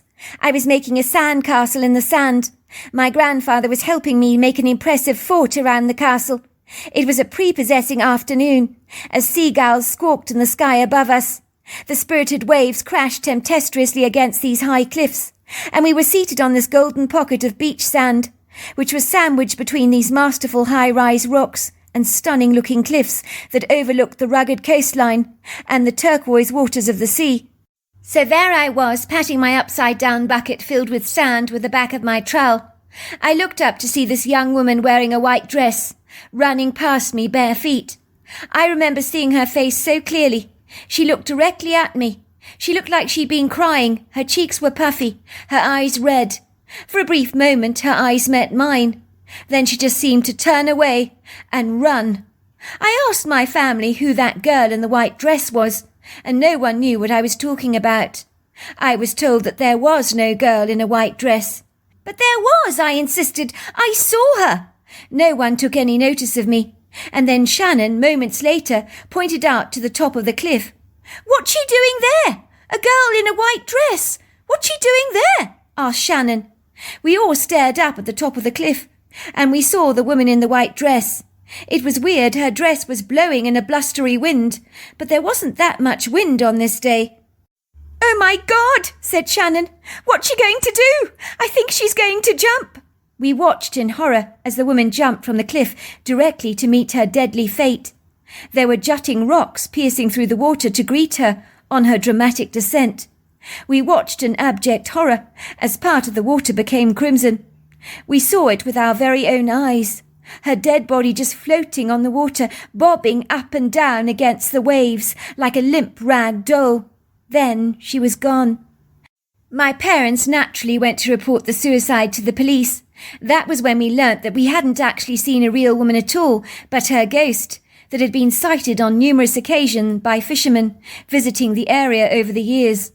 I was told this young woman was a twin. Her brother had enlisted in the British Air Force as a fighter pilot. You see, Ireland was neutral in the Second World War, but her brother insisted on doing his bit for the greater good of humanity. I gather at the very same time that his plane was shot down by enemy gunfire, this young woman threw herself off a cliff face. I think she might have sensed her brother's ending and couldn't bear to be without him. So they both exited the earth plane tragically at exactly the same time. They say twins have this unfathomable connection, where they can feel each other's pain. "Wow, that's the saddest story I ever heard," said Finn. "And you swear it's true? Ask Shannon if you don't believe me. She saw the girl in white as well." "At that time when you saw her, you say you didn't know she was a ghost." "No, she looked as real as you or me," I told both my cousins. It was Finn's turn to tell a story, but as he did not know any true ghost stories, he was struggling to make anything up. His story was so ridiculously silly, especially when he put on that scary voice, that me and Liam cracked up laughing. "I, Mr. Barryman, I saw the ghost of the old Tower Bridge." Finn's face creased with annoyance. "How can you laugh at me? I'm trying to scare you." "Well, you're not succeeding," I giggled. "You're making us laugh." All of a sudden, our attention was immediately diverted, as Finn pointed to this bright blue, curious light in the sky. It was like nothing we'd ever seen before. It was huge and round. For a brief second, it lit up the heavens, and then it began to drop. And a while later, we heard this ear-piercing booming sound that was so loud that the ground beneath us began to vibrate. It was as if something that was in the sky had suddenly fallen and hit the ground so loudly. Me, Finn and Liam stared at each other with rounded eyes. "What the hell?" said Finn, grabbing his father's rifle. We followed him with our flashlights, running towards the sound. We ran so fast, like March hares. We were eager to find out what the noise was. We didn't waste our time or energy with wrestling doubts, fears, misgivings and uncertainties that adults might surely entertain. We were impulsive, inquisitive, curious. We wanted to know what the hell was going on. It would seem that listening to ghost stories had done little to subdue or dull our inquiring minds that were ravenously hungry for answers. It was tenebrous as we ventured through the woodgrove, but we were following that large explosion we'd heard, that had enabled the entire ground to quiver, heave and quake. We believed it was somehow connected to that strange blue light. Our sneaker-covered feet crunched the forest debris beneath us, but we weren't trying to be quiet. I had no idea a forest could be so menacing at night. When the darkness steals away all the light, and all that you see is the tall, lofty silhouettes of towering trees with needled boughs jiggling in the wind, all their detail and definition harshly obliterated from them, so that in the end they look more like ominous giants, staring at you with guileful, unfriendly intent. As we got closer to where we'd heard the booming, crashing sound, that was when we saw this blue light flashing between the branches. It was then that me and my cousins judiciously sensed that we needed to be incredibly discreet, as if we were being guided by a greater instinct that warned us to be very careful. We tiptoed towards an area where we could get greater visibility of this strange blue light. What we saw next baffled me. The only way I can describe it was there was a massive sparkling blue glowing rounded diamond on the ground that looked to be the size of a yard shed. It was giving off these prisms of blues, mauves, violets and colours in a spectrum that I've never ever seen before. The light seemed to be alive with an incredible intelligence to it. I'd like to say it looked like some craft from outer space or something, but not so. A better description would be it was like a massive stone or diamond that had landed on the ground. It was solid and dense, but sparkling, giving off this ethereal, illusory light. I had no idea what on earth it was. It was curiously strange, very bizarre. That was when something even weirder and significantly more idiosyncratic happened. We could see 3 ponderous humanoid figures standing up gracefully at about 8 feet tall, covered in hair with human-looking faces. In those days I'd never heard of Bigfoot before, but this is what we were seeing. There were 3 of them. They were absolutely enormous, and they ran towards this light and appeared to be bathing in it like you or I might soak in a bubble bath. The light was so revealing. We could see every detail of these creatures, and their humanness took me off guard. But they were built like giants, covered in long flowing dark hair.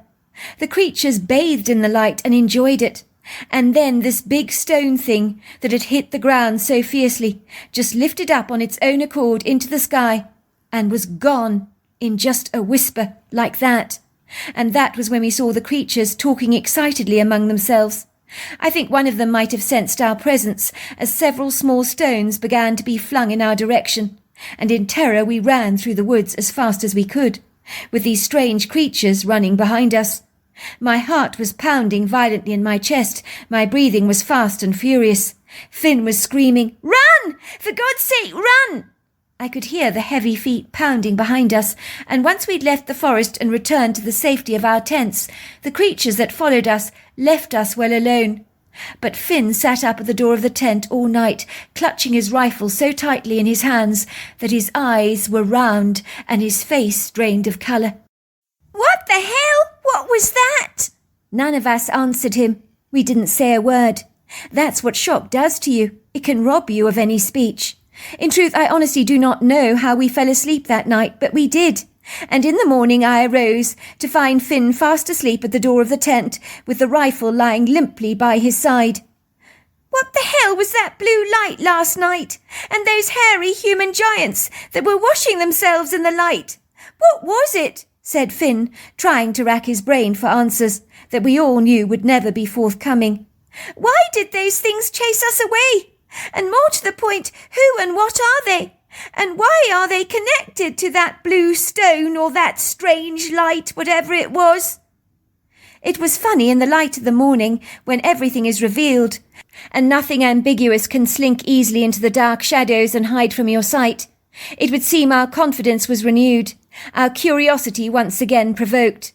Even though we'd been chased through the woods the previous night by these strange hairy creatures that were clearly trying to get rid of us, we knew if they'd intended to harm us, they'd have easily done so, based on their huge size and their powerful bodies. But they didn't, so we decided to go and check on the spot where we'd seen the shimmering blue stone. And when we reached the location, there was a deep hollow indentation in the ground, and the vegetation in the area was ever so slightly burnt up, and there was a strange lingering smell that reminded us of frankincense. Moments later we heard the sound of Seamus's truck coming to collect us. Before long the 2 golden Labradors had rocketed through the forest to see us, and when they reached us and the strange hollow in the ground, they began to bark at it excitedly. "What's all the commotion about?" asked Seamus, who followed the dogs into the woods and was staring at the strange hollow in the ground with bemusement on his face. "What the heck?" he said, lowering himself on his knees and examining the small crater in the ground. "It smells rather peculiar, like frankincense, I think. Let's go. Did you children have an adventure that could rival Enid Blyton's famous 5? Tell me that." "You bet," said Finn, grinning. "You don't know the half of it, Dad." To cut a long story short, I'm not sure why me and my cousins sat on our story for years and years. I don't even think after Finn got married that he even told his wife, as I never told my husband. Some stories feel like they're meant just not to be told. I'm glad to tell you I made several trips back to the Emerald Isle to see my grandparents again. But all these years later, I now live in Montana with my husband and kids. But this enigmatic experience of mine leaves me with more questions than answers, as it does my cousins. Of course, me and my cousins are in no doubt that the creatures we saw in the woodgrove that night were indeed Bigfoot. But why they wanted us away from that blue stone, God only knows. And what that blue stone was remains a mystery. I'll leave you to speculate about that. So there you are. That's my story. Carol Williamson could not help herself. She was naturally nosy by nature, an unfortunate vice that always rather annoyed her husband, who felt it was not appropriate to snoop into other people's business. But Carol could not help herself from prying. She was interested in people, but her natural shyness meant that her curiosity was somewhat bridled. If she was in a stranger's house and found herself in a family cloakroom, she would clandestinely open up the cabinets and have a good old snoop, rifling through the medicine bottles and strange medications, curiously reading the labels. If she gained anything from rifling around in other people's medicine cabinets, it was that she was able to comprehend some of the scientific names or jargon for various medications used for heartburn, diarrhea, acid reflux, and anxiety. An invaluable wealth of knowledge, she told herself. She also tended to engage in the strange, rather bizarre behaviour when shopping at Walmart or Costco. She enjoyed looking at what people were buying in their shopping carts. It was amazing what she would glean about people from their shopping. And the added plus was she found herself experimenting with brand new brands of products for her own family, from shampoos to interesting varieties of delicatessen meats. Carol could see the dark blue removal van parked outside the old Victorian house opposite their home, in their illustrious green leafy Toronto neighbourhood, known for its large congregations of renovated Victorian homes from the 1860s to 90s, many that had been superbly restored to their former glory over the years, so that the dignified opulent houses in Cabbage Town made you feel as if you were stepping back in time to the 1800s. They showily boasted Gothic influences, intricately designed woodwork, pitched roofs, wraparound porches, turrets, roof towers, and lavishly ornate gingerbread trim. You could almost envisage the cobblestone streets of bygone days, the oil-fired street lamps, the horse-drawn carriages, the people bustling up and down the streets, the smell of roasted chestnuts permeating the air, the muffin man standing on the street corner with his large basket of pastries crying out, "Fresh pastries for sale, 2 for the price of 1. Very good deal." Carol enjoyed living in Cabbage Town, as all the individualistic Victorian houses were steeped in such a rich, vibrant history. Even if you were someone who did not approve of Victorian architecture, you would definitely feel something quite profound walking down these tree-lined neighbourhoods and glancing at the historic homes. Carol wasn't sure what the feeling actually was, but she perceived that the houses seemed to have soaked up their rich, illustrious history, like the prunes in a bowl of tea, and they wore that history proudly, with a lofty, regal deportment, as if the houses themselves knew exactly how good they looked. It was a beautiful spring morning, with no sign of a cloud in sight. It was fresh, the sky a cup of cornflower blue. The soft, buoyant sunlight streamed through the tall, lofty trees that serenaded both sides of the street, with boughs richly covered in a sumptuous tapestry of green, leafy foliage. These ancient, stoic trees, the silent witnesses of past generations, come and gone. Most of the distinguished Victorian houses in the street were fringed with small front yards, neatly trimmed hedges, little white picket fences, pretty courtyards, beds filled with hollyhocks and chrysanthemums. The pretty street was dappled in the soft shadows of early morning, the plants covered liberally in moist, fragrant dew, and the only sounds that injected the silence on this quiet, tranquil street were the pretty trills of the birdsong. Yet there was a bustle of movement this morning at the old Victorian house directly opposite Carol's home, which was buzzing with activity. The elderly couple, Mr. and Mrs. Morrison, whom had lived in that house only a month prior, had retired to Florida, and now the red brick Victorian, with its grey slate roof and gingerbread trim, had been purchased by new people. Carol hoped to God that the new owners would be from her generation, with children of similar age to her own, between the ages of 10 and 12, who could potentially become good friends with her 2 boys, Stephen and Rory. Was that too much to hope for, she wondered? You could dream, couldn't you? It would be so great for her kids to have friends to play with, living on the opposite side of the street. Carol lifted the binoculars perched presumptuously on the oakwood coffee table, opposite a large collection of leather-bound books. Carol's hands began to tremble when she saw a black Mercedes draw up outside the house opposite. For a brief moment her heart almost plummeted, like a stone being flung to the bottom of a large body of water.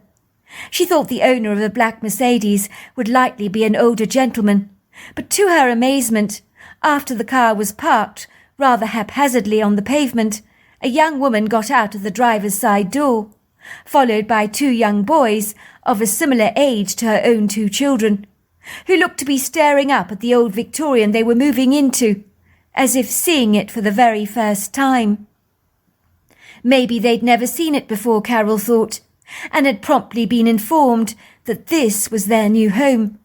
She wondered how she would feel if she was now wearing their shoes, moving into a house that wore its history like a resplendent overcoat.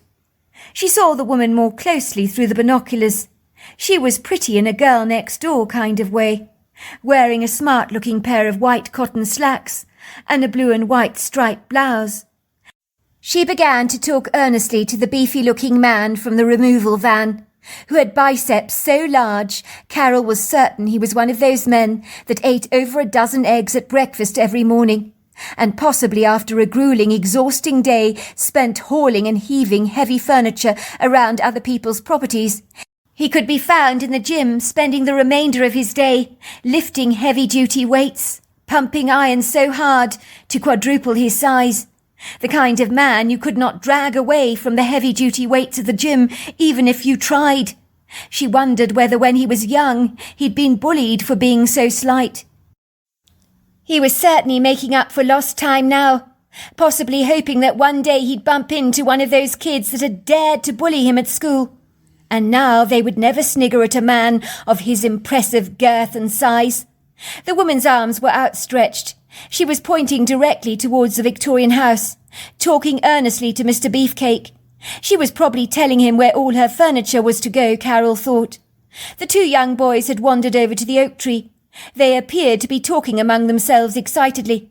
Carol could understand what they were talking about, without even listening to their conversation.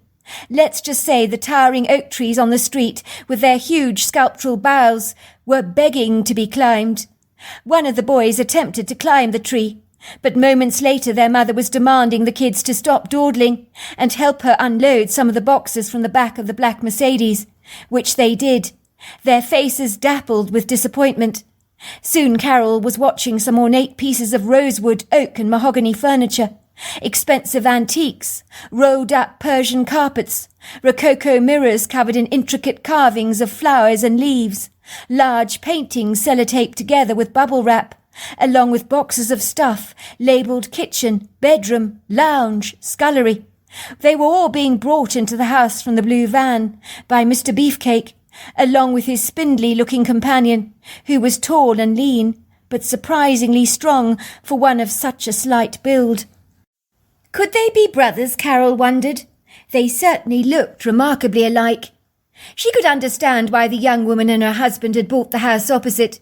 It was one of the best-looking, most envied Victorian houses on the street that had fetched a tidy sum, and probably cost a small fortune to boot. It had been snapped up immediately, on its very first opening day. Houses like that never stayed on the market for very long. "What are you looking at?" asked Carol's husband, coming into the wood-panelled living room, with its long sweeping velvety curtains that caressed the top of the gleaming oakwood floors, and resplendently framed the bay box windows, overlooking the house opposite. He didn't need to ask what she was doing, as her husband was fully aware of Carol's propensity to spy on the goings-on in the street. But he could never resist having a dig at her for being so nosy. "So who are you spying on now, my sweet lovely?" he teased, giving her a friendly little peck on the cheek. "Anything I should know about?" Carol became defensive. "Don't be silly. Of course I'm not spying on anyone," she lied, her pale skin growing a shade of crimson as her cheeks heated. "What do you take me for? I'm just watching the new people move in, that's all. It's a free world. I'm entitled to do what I want. I notice there's a couple in their 30s, I think, moving into the old Victorian opposite. And they have kids of similar ages to ours. Isn't that great news?" Her husband shrugged his shoulders. "That depends if we get to know them at all. A lot of people around here keep themselves to themselves. That's what folk are like these days. Private, reserved, very contained.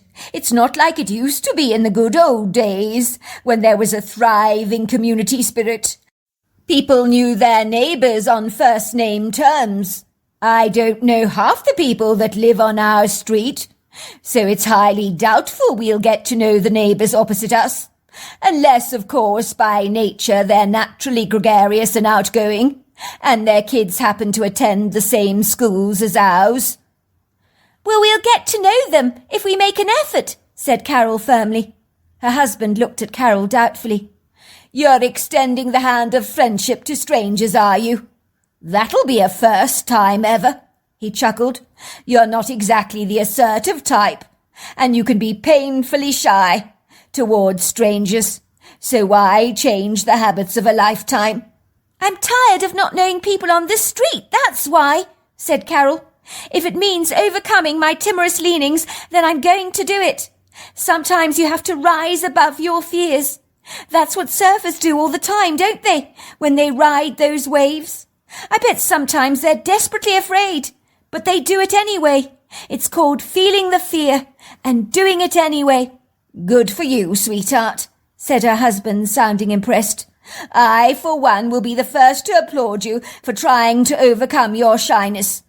Go over then, visit the woman, bring her a cake or something." "You know, that's a great idea," said Carol. "I might just do that. Thanks," she said, blowing her husband an affectionate kiss before he left the house. "Bye, Mum," the kids called out to her, following their dad out of doors, with their knapsacks flung over their shoulders. She watched as all three members of her beloved family climbed hurriedly into her husband's white Hyundai. He'd be dropping them off at school and then driving to work himself. They'd only be back in the early evening, as the school was over the road from her mother's house. The children would spend the rest of the afternoon with her, doing their homework, until her husband returned home that evening after picking them up. So Carol was left alone in the house with her two cats curled up comfortably on the sofa, sound asleep, and her binoculars at the ready to keep her busily preoccupied on the house opposite. It was later that afternoon, after Carol had industriously baked a pecan nut pie, that she slipped on some cotton slacks and a casual sweater.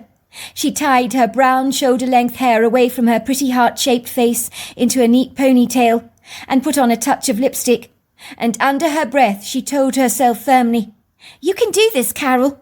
Conquer your reticence. Be bold. Be brave. Remember, you're just dropping off a pie to the neighbours. It's no big deal, so don't make it one. The woman over the road is only human. She's not going to bite your head off for dropping over a pie." It had been a problem with Carol, being painfully shy, reserved and diffident with strangers. It had irked her throughout her life. People had so often mistook her shyness for rudeness. She had so often clandestinely slipped away at social gatherings to avoid those awkward conversations with people. It was a laborious struggle for the self-effacing Carol to conquer her fear of talking to strangers. Sometimes when she did her level best to communicate, the words never came out right, and when they did, she'd often say something really stupid that had done her no favours in acquiring any friendships over the years. Gregarious people with bubbly personalities didn't want to hang around timid church mice who were too afraid of their own shadow. So armed with the pie in her hand, she crossed the road with legs crumbling beneath her, with the awkwardness of her insecurity that hung around her like a choker chain of pearls on her neck. Her heart flapped violently in her chest, as Carol felt like a finch caught within the jaws of a big house cat. It was a blissful, lackadaisical, lazy afternoon, when all was quiet on the street, and even the tall, lofty trees with their sculptural boughs swathed in verdant foliage seemed rather aloof, detached, almost indifferent. They gradually became more ambiguous in the fading light of the late afternoon. The temperatures had dropped significantly, and there was a distinctive biting chill in the air, but Carol barely noticed the cool breeze nudging against her skin. The gunmetal grey sky was deepening, becoming inkier with every passing minute. Carol's family had not returned home yet, so now was the time to strike while the iron was hot. But a tiny, insecure, frightened voice in the back of her mind was whispering to her, "Don't do it! Don't do it, Carol! You'll embarrass yourself! You'll humiliate yourself! Don't do it!" Carol refused to listen to the gnawing voice that had robbed her confidence over the years. Without remorse, like a furtive burglar stealing the family's most prized jewels. Carol had never welcomed a new family to the neighbourhood before, even though she'd lived in Cabbagetown for over 7 years. For many, the unassuming young woman came across as unfriendly, as her withering confidence made her seem like a cold fish, with the emotional warmth of a dead cod. Let's just say, for one as inquisitive as Carol, reaching out to a perfect stranger like this, with a pecan nut pie in her hands, was well out of the bounds of her comfort zone, but she was going to do it anyway. It was like a powerful undercurrent of some kind was dominating the insecure side of herself, and the forceful gravitational pull was encouraging her to make friends with this woman that had moved into the house opposite hers, for no apparent rhyme or reason. As Carol approached the house, she observed a large white and tortoiseshell pussycat staring at her through its glowing yellow eyes, perched on the box bay window, looking remarkably comfortable in its new abode. It gave Carol a scathing, rather condescending look, as if to say, "We don't need riffraff like yourself coming to our door. Now please go away." Carol ignored the cat. She was going to do this.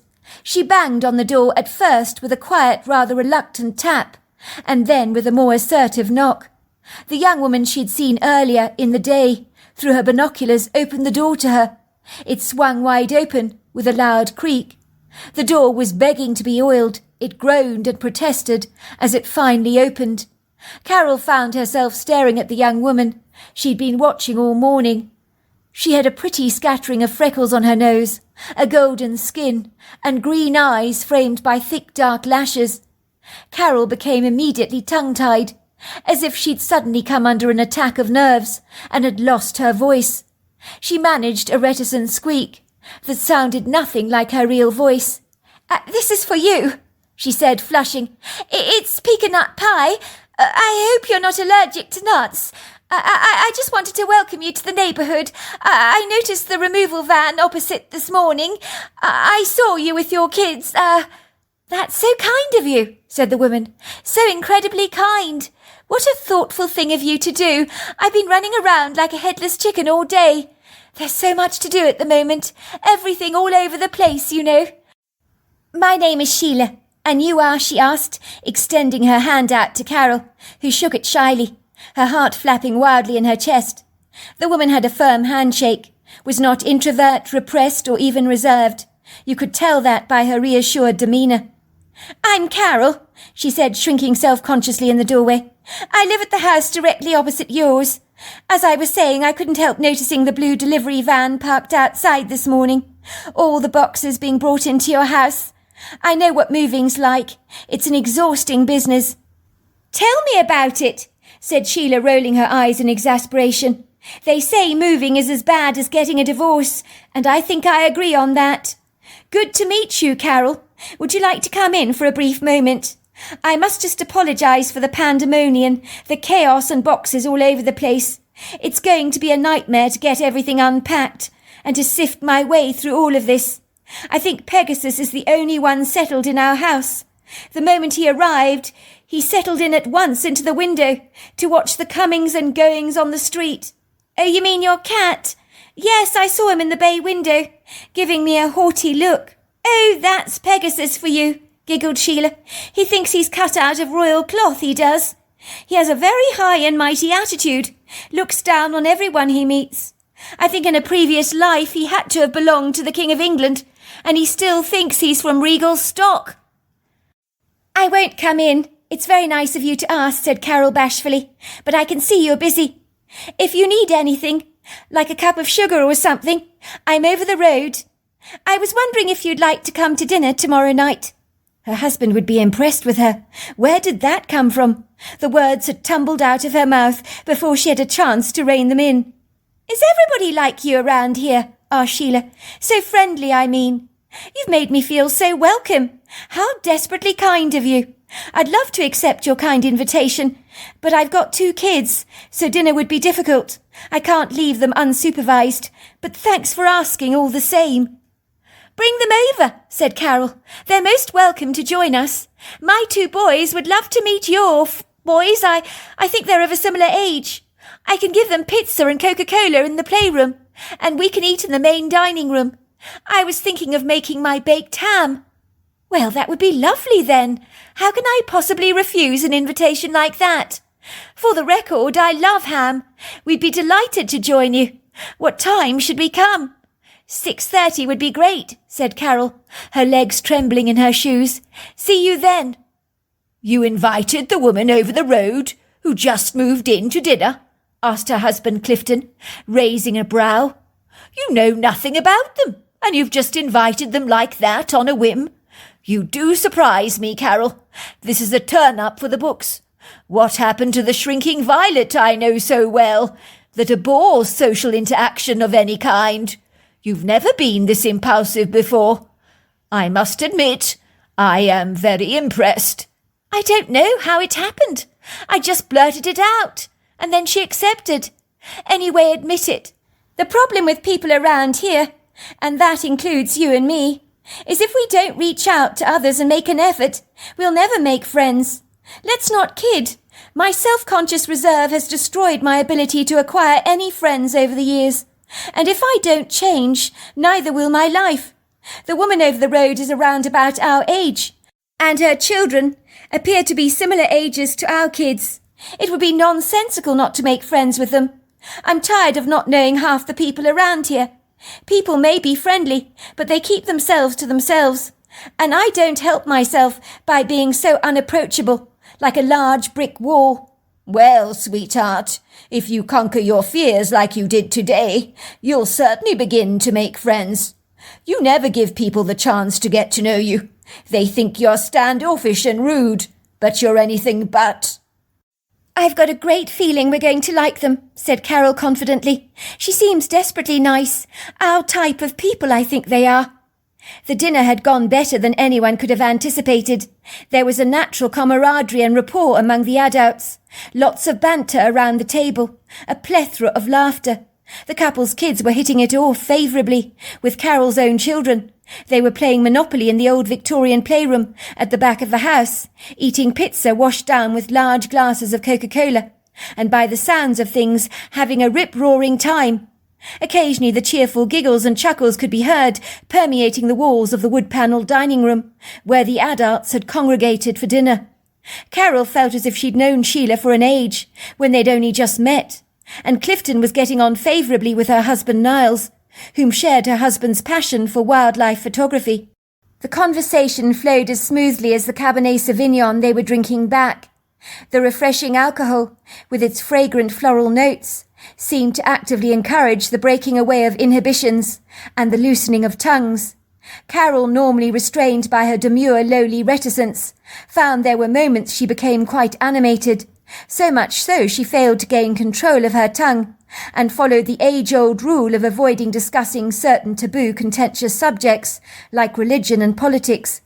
It was as if the shy woman had come out of her cocoon and transformed herself into a beautiful butterfly. The food Carol prepared this evening seemed to have been met with great appreciation. Thick slices of warm gammon ham, served with warm potatoes, asparagus and Greek salad. It was melt-in-the-mouth delicious, and the warm succulent meat crumbled in the mouth. "I have to say this is absolutely delicious, Carol," Sheila had praised her. "Remind us to come over to you folk for dinner more often." Carol was pleasantly surprised to find that Sheila's two boys, Peter and Paul, were exactly the same age as hers, so it would seem that the couple had much in common. As is the case with couples who have children of a similar age, it seemed inevitable that the conversation began to veer towards their children, the schools, the sports, so much more besides, and Carol was talking more than she had ever done in her entire life. "So do your children by any chance have any unusual passions?" Sheila had asked Carol. "I know my son is fixated by anything to do with pirates. He loves to dress up as Captain Jack Sparrow." "Unusual passions," said Carol. "Let's see. That would be Stephen," she said, chuckling. "Stephen's completely crazy about that programme, Finding Bigfoot. Oh my God, you should see him. He's so addicted to anything Bigfoot-related. He gullibly swallows up the accounts as if they're the gospel truth. Of course, I tried to tell him that Bigfoot is not real, but he won't listen to my ramblings. He tells me I'm the naive one for doubting eyewitness accounts, for believing it's impossible for a creature like that to actually exist.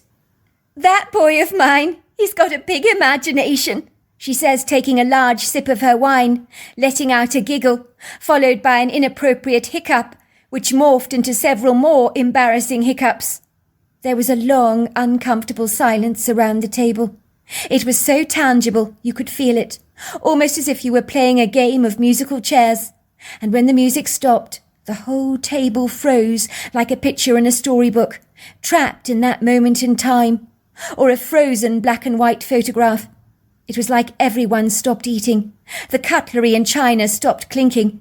It would seem 3 pairs of eyes were pinned on Carol, as if the words that had so easily rolled off her tongue had caused great offence. As if she had trespassed onto conversation that had high boundary walls and forts. Oh my God, she thought to herself, I've breached my etiquette as a hostess. I've struck a raw nerve here, of impropriety, with an inappropriate foi point or gaffe. What have I said? Then it occurred to her that her guests possibly believed that Bigfoot was real, and inadvertently she had poked fun at them by mocking her own son's fervent passion for the critter. This was a social blunder of note that had landed her in the hot syrup, like a fly swimming around in a honey pot that was almost impossible to fish out intact. What had she done? Sorry, did I say something to cause offence? Asked Carol, looking around apologetically at the faces staring back blankly at her. Some sensitive topics should not be discussed with strangers. Controversial subjects that could easily ruffle feathers. And maybe Bigfoot was one of them. It was Sheila that broke the awkward clawing silence. She frowned. Why are you so sure Bigfoot is not real? She challenged. Look at America. Look at Canada. So much uncharted remote wilderness. So much untraversed, unexplored space. And you really think it's not possible for a creature like Bigfoot to exist? If you don't mind my saying, Carol, it strikes me that you're the naive one here, not your son, Stephen. You're undermining your son by ridiculing and deriding his faith in Bigfoot, and that's not a nice thing to do. Forgive me for being so blunt, but I could never belittle my own son like that. Carol flushed. I think it's unlikely that Bigfoot is real. I really do, but I'm willing to have an open mind about it. On reflection, you're right. I am demeaning and marginalising my son. You make a valid point there. I've never looked on it like that from that perspective. But I wouldn't like it if someone made fun of something I believed. So you're right. I have denigrated him unfairly. You're willing to have an open mind, are you? Asked Sheila, scoffing. You're making fun of your 12-year-old son, believing in Bigfoot, when you don't know the hell what you're talking about. I've met lots of cynics like you, believe me, over the years. They're so quick to doubt. They falsely assume they know everything. It makes me hopping mad. The smug presumptuousness of people, the haughty, pompous pride, the swaggering arrogance, the condescending reproach, the supercilious snobbishness, the insolent lordliness. Believe me, I've seen it all. It's so pretentious. It completely disgusts me. Think about it for a moment. Extinct species of animals are being discovered all the time. If you think Bigfoot doesn't exist, I feel desperately sorry for you. You're like a closed book, not willing to accept that you know so very little about almost everything. Carol looked stunned by Sheila's almost aggressive confrontation. But before she could respond, Sheila had burst into tears. They rolled down her cheeks unapologetically, and Carol wished with all her heart she'd never broached the subject of Bigfoot.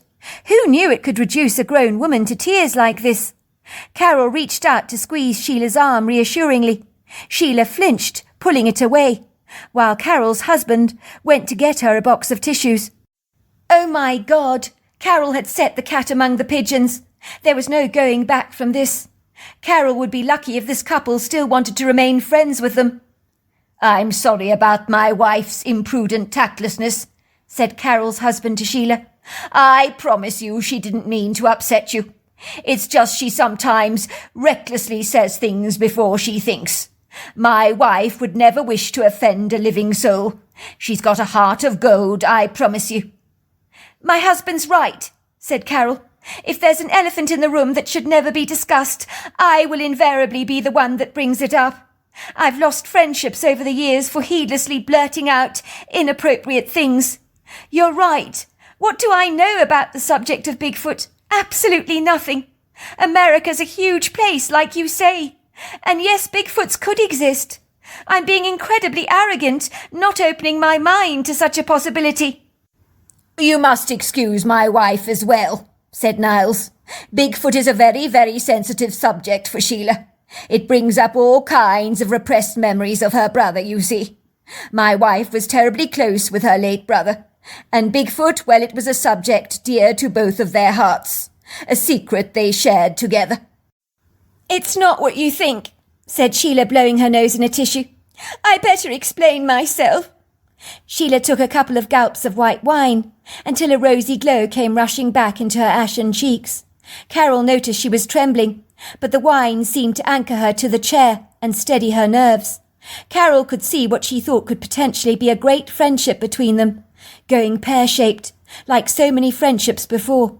What was wrong with her? It was like she had a penchant for improvidently broaching objectionable subjects that were likely to cause great upset, like a festering scab being picked at over and over again. On this evening she had abandoned her shyness, only to cause great distress around this dinner table. The dinner had gone so smoothly up until this moment.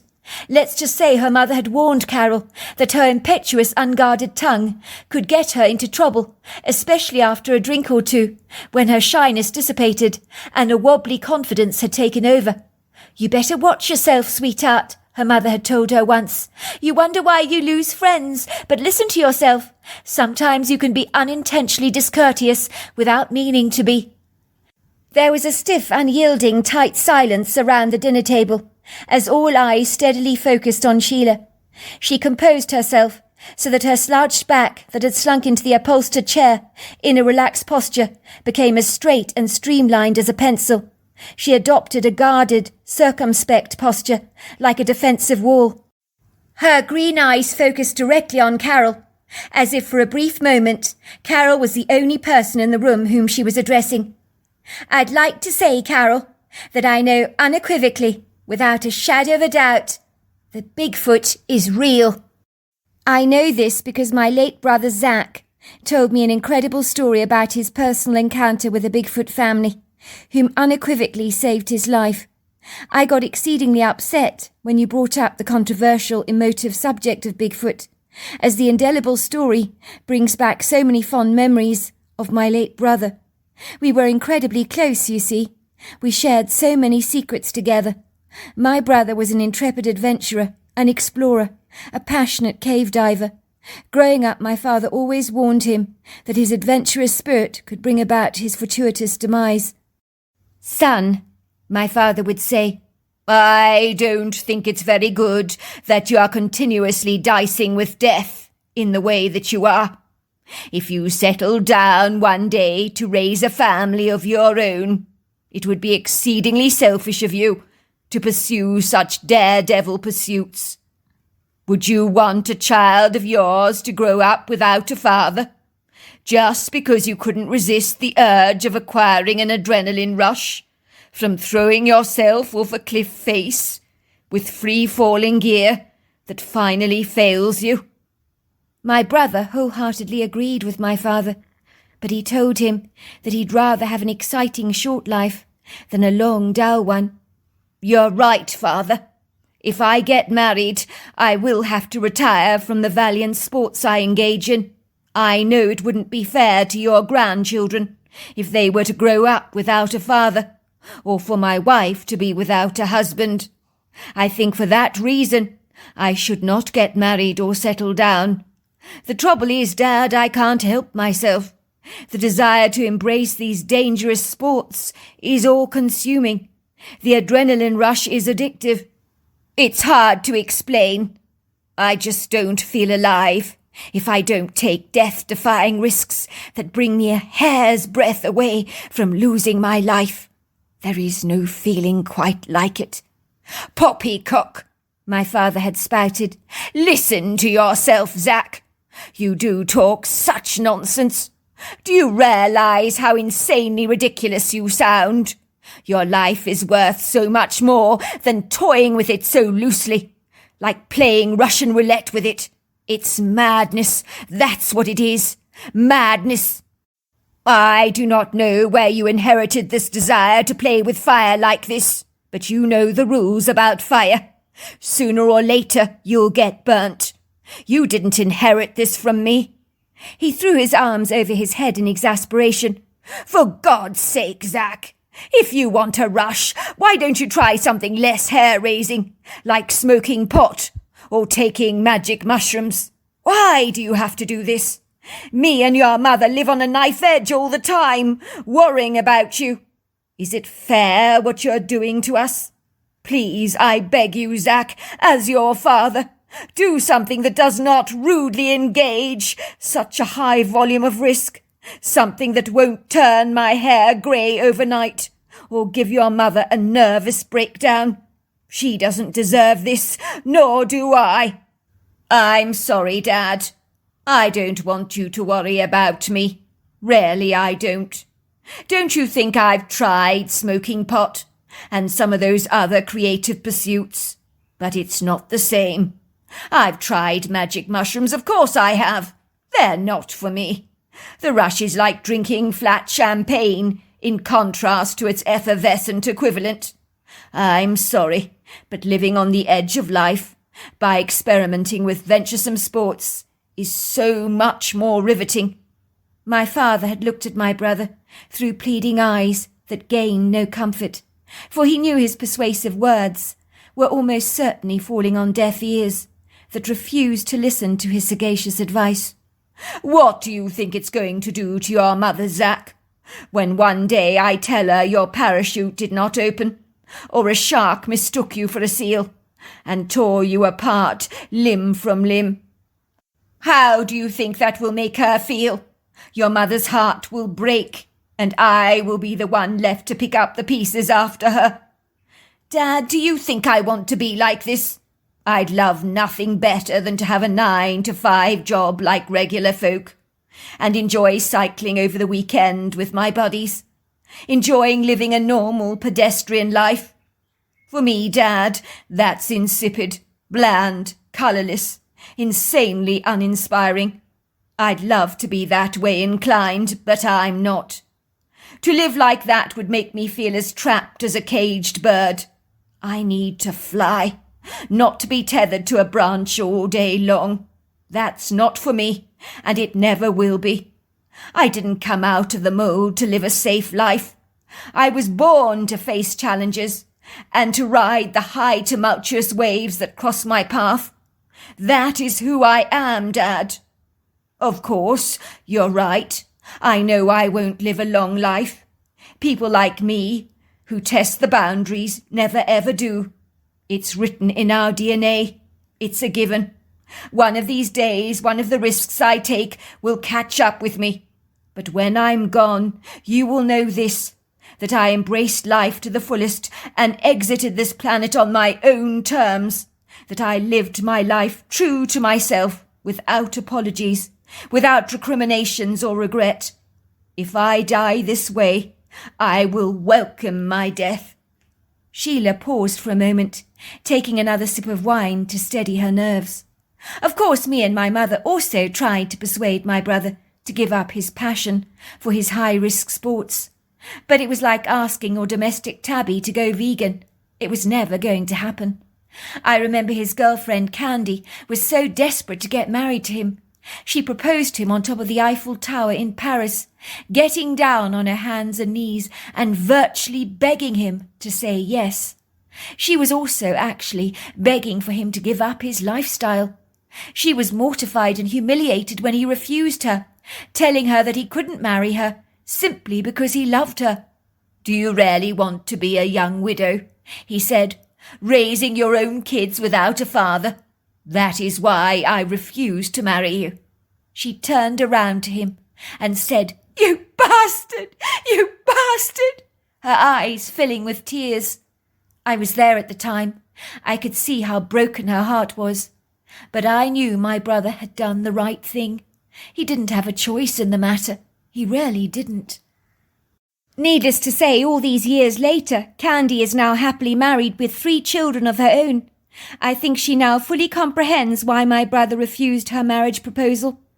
But she still loves him a great deal, and is very sad that he's gone. You see, my brother Zach did it all. Skydiving, swimming with sharks, anything that was marked with a big danger sign. Well, he'd do it. My brother soon developed a zealous passion for the sport of cave diving. He told me it was the most exciting sport in the entire world. He'd fly all over America, visit Sweden and places like that, where groups of cave divers would congregate and explore some of those underground cave systems. They would use some kind of rope underwater to help them not lose their way. But it was so easy to lose your life in that kind of tumultuous, precarious environment, especially when you ran out of oxygen, which could so easily happen. I promise you, despite your greatest precautionary measures, things can go so very badly wrong. It's a highly technical sport, of which the complexities I do not understand, nor do I actually want to. My brother knew people who died cave diving. On one occasion he had to help retrieve a body of a deceased friend, and nearly died in the process of doing so. I asked him why he enjoyed diving in these underground caves. He told me it was like entering another world. One day, Zach went scuba diving in these underground caves in the turquoise waters of Ontario. I'm not exactly sure what went wrong.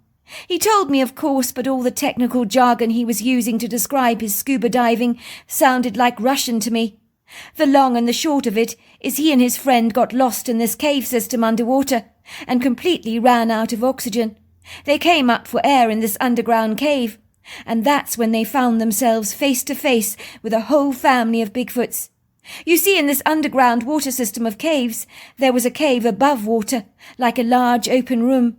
My brother said it was massive, and the Bigfoots had made it into a comfortable home. He had never seen anything like it in his life. The floors richly lined with carpets of animal pelts. It was very well organized, with stacks of firewood and a large fire pit, where a fire was crackling happily away, and a selection of freshly caught fish was being cooked on an open grill. There were old tree stumps that were being used as makeshift chairs and tables. The smell of the fish was absolutely amazing, and the smoke rose up through the holes in the upper rocks that acted like air vents. You could see prisms of daylight twinkling through the opening. My brother said it was quite beautiful. He could understand why the Bigfoots would live there. It was like having your own house overlooking the water, made out of sculptural rock. "You're kidding me," said Carol, looking nonplussed. "Your brother encountered a family of Bigfoot in this underground cave system. That's extraordinary. He must have had the shock of his life." "I'm not kidding," said Sheila. "It's exactly what happened. Zach was so shocked as he and his friend pulled themselves out of the water, climbing out in their wetsuits onto this rocky ledge, which was in effect trespassing on the Bigfoot's premises. But they either stayed in the water or died off in the cave. By this time they were dropping with exhaustion. They didn't have oxygen to even attempt diving back from where they'd come, so they were pretty much dead." My brother assured me that the tranquilizing presence of the Bigfoot family made him realize that there might be a more practical way out of these caves that didn't involve diving underwater. So seeing these Bigfoots was like an inspiriting lifeline. He perceived that maybe these idiosyncratic creatures could help them out of this vast rambling underground cave system. Until this point in time, my brother had been unbiased and unbigoted about the subject of Bigfoot. Let's just say my father had never been a cynic in regards to Bigfoot, as so many bizarre things had happened over the course of his short life that nothing really surprised him anymore. He had come so close to losing his life on multiple occasions, so he had a revolutionary way of seeing things. He emphatically believed we're spiritual beings having a physical experience here on Earth. I don't know who was more bewildered, more shocked about this outlandish, rather curious encounter, the Bigfoots or the two divers. I think the Bigfoots had almost certainly been caught unaware. My brother said for a long while 4 pairs of dumbfounded eyes locked onto them, as if they were saying, "Where the hell did you come from? How did you find us?" For a while it was almost like they were frozen in shock, not brought on by fear, of course, but by sheer astonishment, I suspect. "What did the Bigfoots look like?" asked Carol obsequiously. "Oh, so now you believe me. What happened to all your cynicism, Carol? And doubt, all that ridicule about your son's faith in Bigfoot? Don't be like that, Sheila. Isn't it enough that I believe you now? Your story is too incredulous to doubt. Please continue. I'm completely caught in its grips. You can't stop now, or I'll be banging on your Victorian house, demanding to know the rest of the story." I think the thing that startled my brother so much was just how human the Bigfoot were. He said they were very intimidating to look at, but you could sense their incredible intelligence. He said he got the profound sense that they could look right through you and know everything about you, about your life, and even your life path. Almost as if they knew things about life that we as humans could not fathom. He felt the Bigfoots had a superior knowledge to ours, as if they were a lot closer to source and the realms of the angelic. That was the impression both men got about the Bigfoot family. There was something extremely outer-worldly about them. The colossal male Bigfoot towered at about 9.5 foot, and he was 4 foot wide across the shoulder area, so he was very, very big. The female was about 7 foot, and the young male Bigfoot was about 5 foot, lanky and rather gangly. His smaller sister was only 3 foot tall. They were all covered in long, flowing dark hair that my brother described as the colour of coal. They possessed distinctive pyramid-shaped heads and overlong arms. The female Bigfoots had feminine jawlines and finer features, whereas the big male looked like a noble Indian warrior with an impressive-looking flat nose, a square jawline, high cheekbones, and a furrowed forehead. They were as individualistic to look up close to as you and me, with distinctly unique features that set them apart from each other, so it was easy to tell them apart.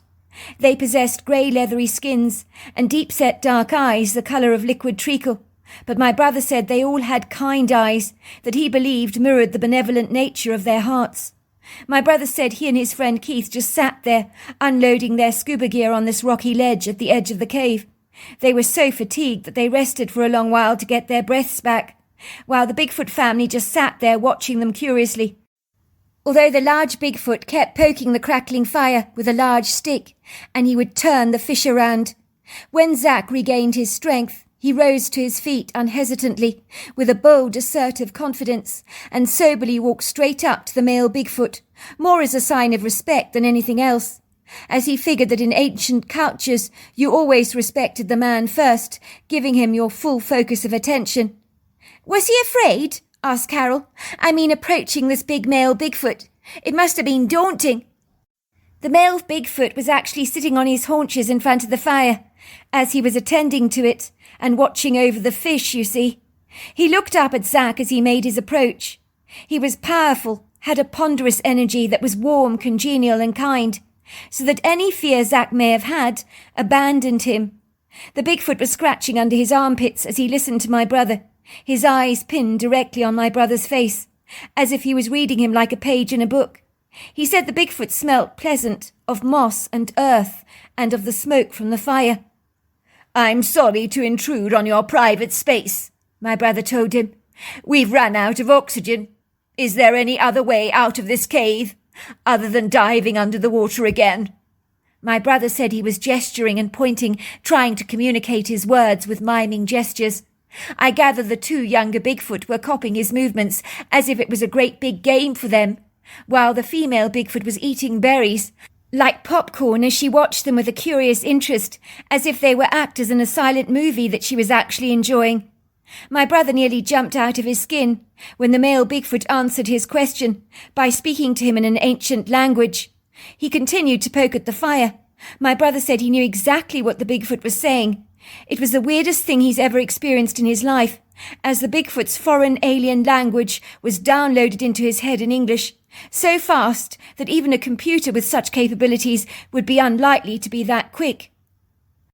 "Ha minasi, agina fo abasina, hiladi no kolobon, aminasina, ho fakasa, hilani ko abilashinasi, homonikalina, avali bushalasina, homatilanitato, hafakashanasi, o bolikilana."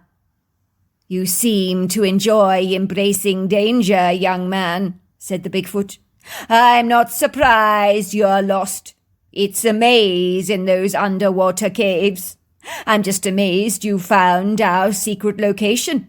You are the first in over 400 years to find us. My family has lived in this cave for generations, and no one has found our secret location until now. I will take you out of the cave myself, personally, but at first you must join us for something to eat. The fish is now cooked. The 2 of you are faint with hunger, for your energy is faded." My brother said the smell of the fish was so incredibly good that he and his friend dived into the food with gusto. It was presented to them on large woven baskets, and my brother said the fish just crumbled off the bone. It was so delicious, and they just didn't have to worry about table manners, so they gobbled it all down. The male Bigfoot told them his name was Ukunaka, which means white owl. His wife was called Sequoia, which means sparrow. The little boy Bigfoot was called Adaya, which means oak tree, and the little girl was called Nokwisi, which means bright star. The Bigfoots were very talkative and gregarious. They talked earnestly among themselves, backwards and forwards, very fast. But when they spoke to Zack and his friend Keith, they slowed down their speech considerably. They told Zack he wouldn't live a long life. They could see his life path was short. "Ina mokolana, hikiti daza zolop, agila sofo, amina silanilo." "You play too much with the firefly, young man, but it is not through flames that you will ultimately meet your end. You will go by the way of the water. It is a peaceful exit, I can assure you of that. I can hear the water whispering your name, but it is not ready for you yet. But when it is, you will be taken by a golden canoe to the realms of the hereafter. A very pleasing journey, to be sure. Many are looking forward to seeing you in the world of souls, I am told." "Why didn't I go that way today?" my brother asked him. The Bigfoot looked at him as if he was asking the most obvious question. "You mean you don't know?" he asked incredulously. "It's not your time to go, but your time will soon come. But you have chosen your path. Everyone chooses their path. You were born under a Sagittarius rising, I see. Your spirit is untamed like a wild horse. You were wired this way. Your life was written as short before you were born. You chose it to be this way." "You're right about that," my brother said. "It can be the only reason why I take so many risks. So I must have chosen a short life path." I'm not sure how long my brother spent with the family of Bigfoots, but eventually the large Bigfoot carried both my brother and his friend out of the cave. But he insisted on blindfolding them first with strips of animal skin bound over their eyes. I think he was terribly proud that no one had discovered their cosy home for over 400 years, until my brother and his friend came along. The way out of the cave was treacherous, but the Bigfoot was nimble-footed. My brother said it was better being carried by him than actually riding a horse. His movements were graceful and fluid. He masterfully took them directly back to whence they first began the cave diving, and the following morning the rest of their scuba diving gear was returned to exactly the same spot. Wow, that's the most extraordinary story I've ever heard. I know you said your brother died. Did he die by the way of water, as Bigfoot said he would? Oh yes, he did die in the water, in another one of his underground cave adventures in Sweden, when there was no Bigfoot family to rescue him. My brother couldn't help himself. He'd embark on these dangerous quests again and again and again. And one day he unfortunately got tangled up in the rope, trying to navigate his way back to safety.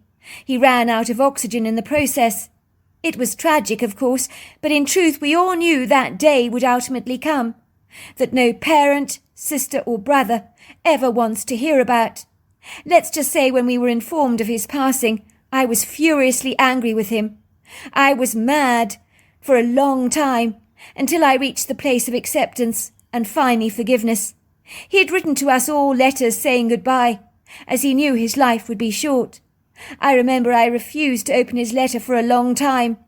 I knew if I read the letter my heart would melt like butter, and I would forgive him for leaving us.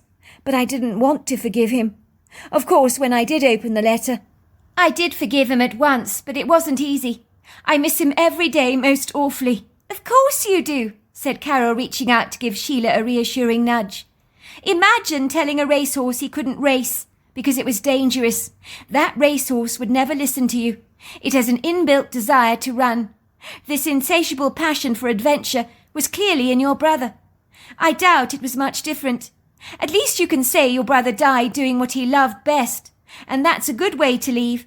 Did he tell anyone about his Bigfoot experience? Definitely not.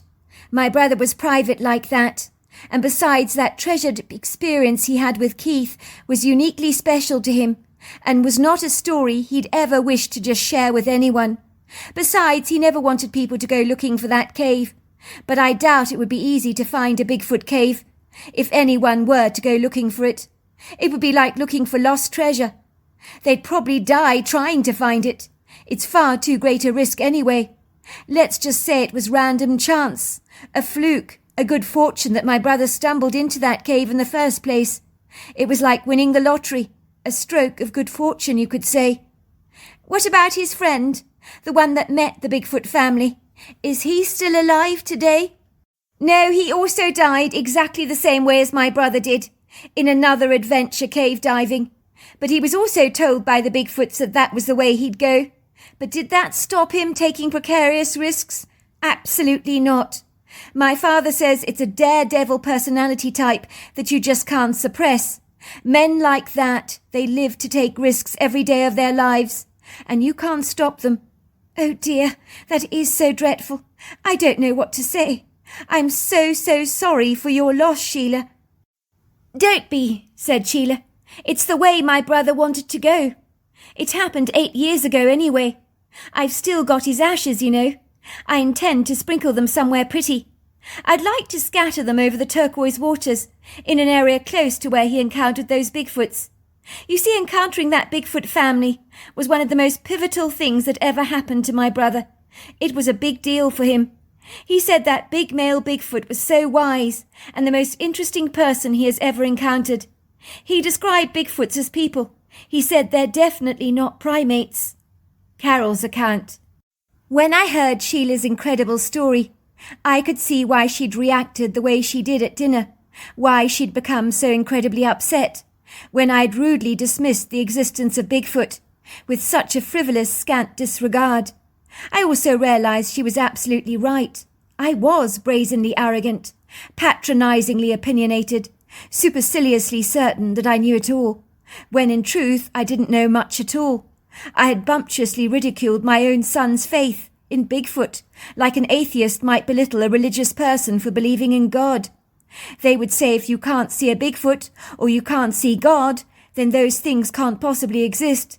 And that in itself is offensively ridiculous and very foolish. There are lots of things you can't see that are real, like radio, internet signals and electricity, yet we don't doubt their existence, do we? I think I grew up a victim to a school and college education system where I was told what to believe and how to think, and the textbooks became the gospel of my life. I never doubted anything I was fed by the education system, so in a way I was somewhat brainwashed, as I was not encouraged to think for myself. If something wasn't scientifically proven, I'd scathingly doubt it was actually real. Yet the irony of ironies is science is always changing its opinions and observations. Yet I'd remain stuck in a rigid way of perceiving the world without questioning anything. I realized that made me pathetically sad, like an oyster stuck in my shell, with its pearl, refusing to believe that beyond my confined space there was a whole other world that I knew nothing about, that I'd completely overlooked, as all I knew was the grey contours of my oyster shell, and nothing beyond it. When Sheila told me her Bigfoot story, I knew it was true, and in a single second, all I thought I knew to be the truth was torn apart in an instant, and my paradigm of the world shattered and shifted exponentially. I knew I would never ever be the same again. "Why don't you take your brother's ashes to a place close to where he encountered those Bigfoot?" I said. "We can make a camping adventure of it. Go on, it'll be fun." "You mean you'd come with me?" she asked me, looking at me and my husband with a hopeful glint in her eyes. "Of course we'll come with you," said my husband. "Let's make an adventure of it. We can bring our kids along. It'll be fun. You can sprinkle your brother's ashes on the turquoise waters." "I would really appreciate that," said Sheila gratefully. "I know I've been meaning to scatter the ashes, but choosing the right place wasn't easy. But going to an area where those Bigfoot live, in that underground cave system, would be so wonderful. It was a place that meant an awful lot to my brother." 1 month later. We arrived at our camping destination at the Bruce Peninsula National Park, Tobury, which is one of the most spectacular national parks in Canada, with turquoise waters, stunning white cliffs, rocky areas and forests. It's an idyllic spot where you can enjoy the privilege of swimming in those turquoise blue waters, and in truth, there's nothing quite like it. My children and Sheila's kids spent ages splashing around that water, kicking and screaming to their heart's content. We pitched up 2 tents under the tall, towering, lofty trees of the woodgrove that overlooked the exquisite blue turquoise lake. It was later on that bright, twinkling afternoon, that we stood stoically together, with glasses of bubbly in our hands, to celebrate Zach's short but meaningful life. Sheila's hands trembled as she reluctantly opened the urn, her hands heavily draped in a curtain of white ash, which she liberally sprinkled over the gleaming water. It floated away in a long grey ribbon. Then she flung out a white wreath of roses. I could see tears misting up her eyes. "I miss you, Zach. I really miss you. I think I understand your need to live life to the fullest. God broke the mould when he made you. You were always that unbridled stallion, seeking adventure and risking everything for excitement. I admire you, Zach, for being true to yourself. You've taught me so much about that when it comes to my own life." To Zach we all said, raising up our glasses, "Thanks so much for coming with us on this adventure. It means an awful lot," said Sheila, throwing her arms around me affectionately. "I feel you've become like a sister to me, more than a friend, you know."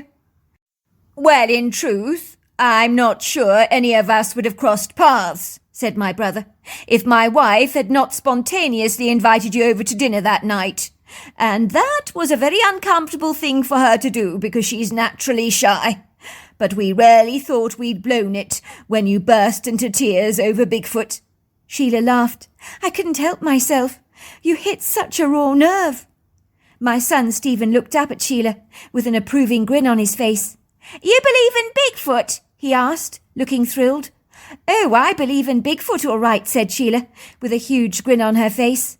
"My mother thinks he's fictitious," said Stephen, looking sorrowful. "She's always teasing me because I like that program, Finding Bigfoot." "Maybe your mother's not as closed-minded as she used to be," said Sheila, giving me a wink. "Chance will be a fine thing," said my son. I had not come on this serendipitous adventure with the Petersons with any notion that anything untoward would happen to me on this trip. Me and my husband had come here to support the Petersons by encouraging Sheila to finally lay her brother's ashes to rest. I had no idea that on this long weekend break, I was about to be challenged in a way I never imagined possible, almost as if the universe was taking a great deal of pleasure in having a good old dig at me. My son Stephen had spent a great deal of time in the forests looking for any Bigfoot evidence, but he emphatically decided that there were no signs of the creature in the vicinity. There were a few families camping not far away from us, with kids almost as noisy as owls. So if I was a Bigfoot, I would stay the hell away. That evening we sat around an open fire, making s'mores with the kids and telling ghost stories. Sheila, as usual, always had the best stories, and once again it was a story her brother had told her that she revealed to us. "I think if you're adventurous like Zach was, you just invite the unusual in your life. Zach told me that one day he went camping with a good friend of his. He was only 17 years old at the time. They'd gone for a long hike, and they stumbled across this ancient-looking, dilapidated place that was falling apart at the seams. The stone and wood house had been completely abandoned, an old relic from the 50s that had been forsaken, forgotten and neglected. The whole place was crumbling, falling to pieces. When you walked on the floorboards, they were so warped that they would just snap. The two of them were exploring the house out of an inquiring curiosity, as it's not every day on a random hike you stumble across a decrepit house in the middle of the woods. My brother said there was a pervasive darkness when they entered that building, like an evil that you could actually pick up. He couldn't shake off the feeling that something terrible had happened in that house. He wanted to cry, as if a heaviness overcame him, like a consuming depression, as if he was feeling somebody else's emotions that weren't actually his. He told me his friend was also trembling, looking at him with wide, earnest eyes, saying to him, "Bro, something really bad happened here. I can feel it." That was when they heard 2 gunshots being fired. It scared the hell out of them. They both ran away from that house as fast as they could. They were to learn later that the house they stumbled upon had been a crime scene in the 50s, when a father had shot his son and his wife at point-blank range. But they never found out why he did it. So you think those gunshots your brother heard were actually being replayed back in our time? I think so, said Sheila. That night when we retired to bed, I woke up to hear a rustling sound outside our tent. The adults were sleeping in one tent together, the kids in another. I thought that one of my children was going off to take a leak. I glanced briefly at my watch. It was 1:10 in the morning. I could hear everybody snoring in our tent. My bladder was stinging with fullness, and I knew I needed to relieve myself. Indeed, I was so desperate I was actually crossing my legs. I shuffled around in my sleeping bag and grabbed my torch. I stealthily crept through the tent, climbing over the sleeping bodies, and I undid the zip and sneaked out. I was waving my torch around, expecting to see one of the kids meandering off for a bathroom break. But that's not what I saw. Standing outside my tent, as if waiting for me, was a large Bigfoot. I just stood there gawking, the warm liquid of my urine trickling down my legs as my bladder just burst open. There was a soft, pearly moonlight on this night that dappled the creature in its ethereal illumination. For a moment we just stared at each other. The Bigfoot was under 10 foot tall, built like an army tank, with the kindest eyes I've ever seen. In his large hands he held a wreath of white roses, the same one that was flung into the water earlier in the day. The creature spoke to me in his indigenous language, which I understood at once. Imakina Poppy, Isafani Zak Ikita. Tell Poppy that Zak's fine, and he's sorry. And with that the creature turned around and glided away, leaving me standing there with a wreath of white roses in my hands, looking completely bewildered. I was to find that Poppy was the name that Zak called his sister Sheila, who was thrilled to get the message from her brother, delivered to her from a Bigfoot. But why me? I asked her. Why was I the one to see him? Sheila laughed. Because you were the scoffer, of course. The universe had to have the last laugh. So there you are. That's my story. Well, hello there. I hope you enjoyed the Omnibus edition. We've got many more coming our way for you to listen to. Sending you love wherever you are in the world, in North America, Canada, Kenya, wherever you may be. I send you lots and lots of love. Thank you for listening to my Omnibus, and I really do hope you enjoyed it, because that's the whole idea about it, is to give you some interesting stories to listen to. So until next time, goodbye and good night.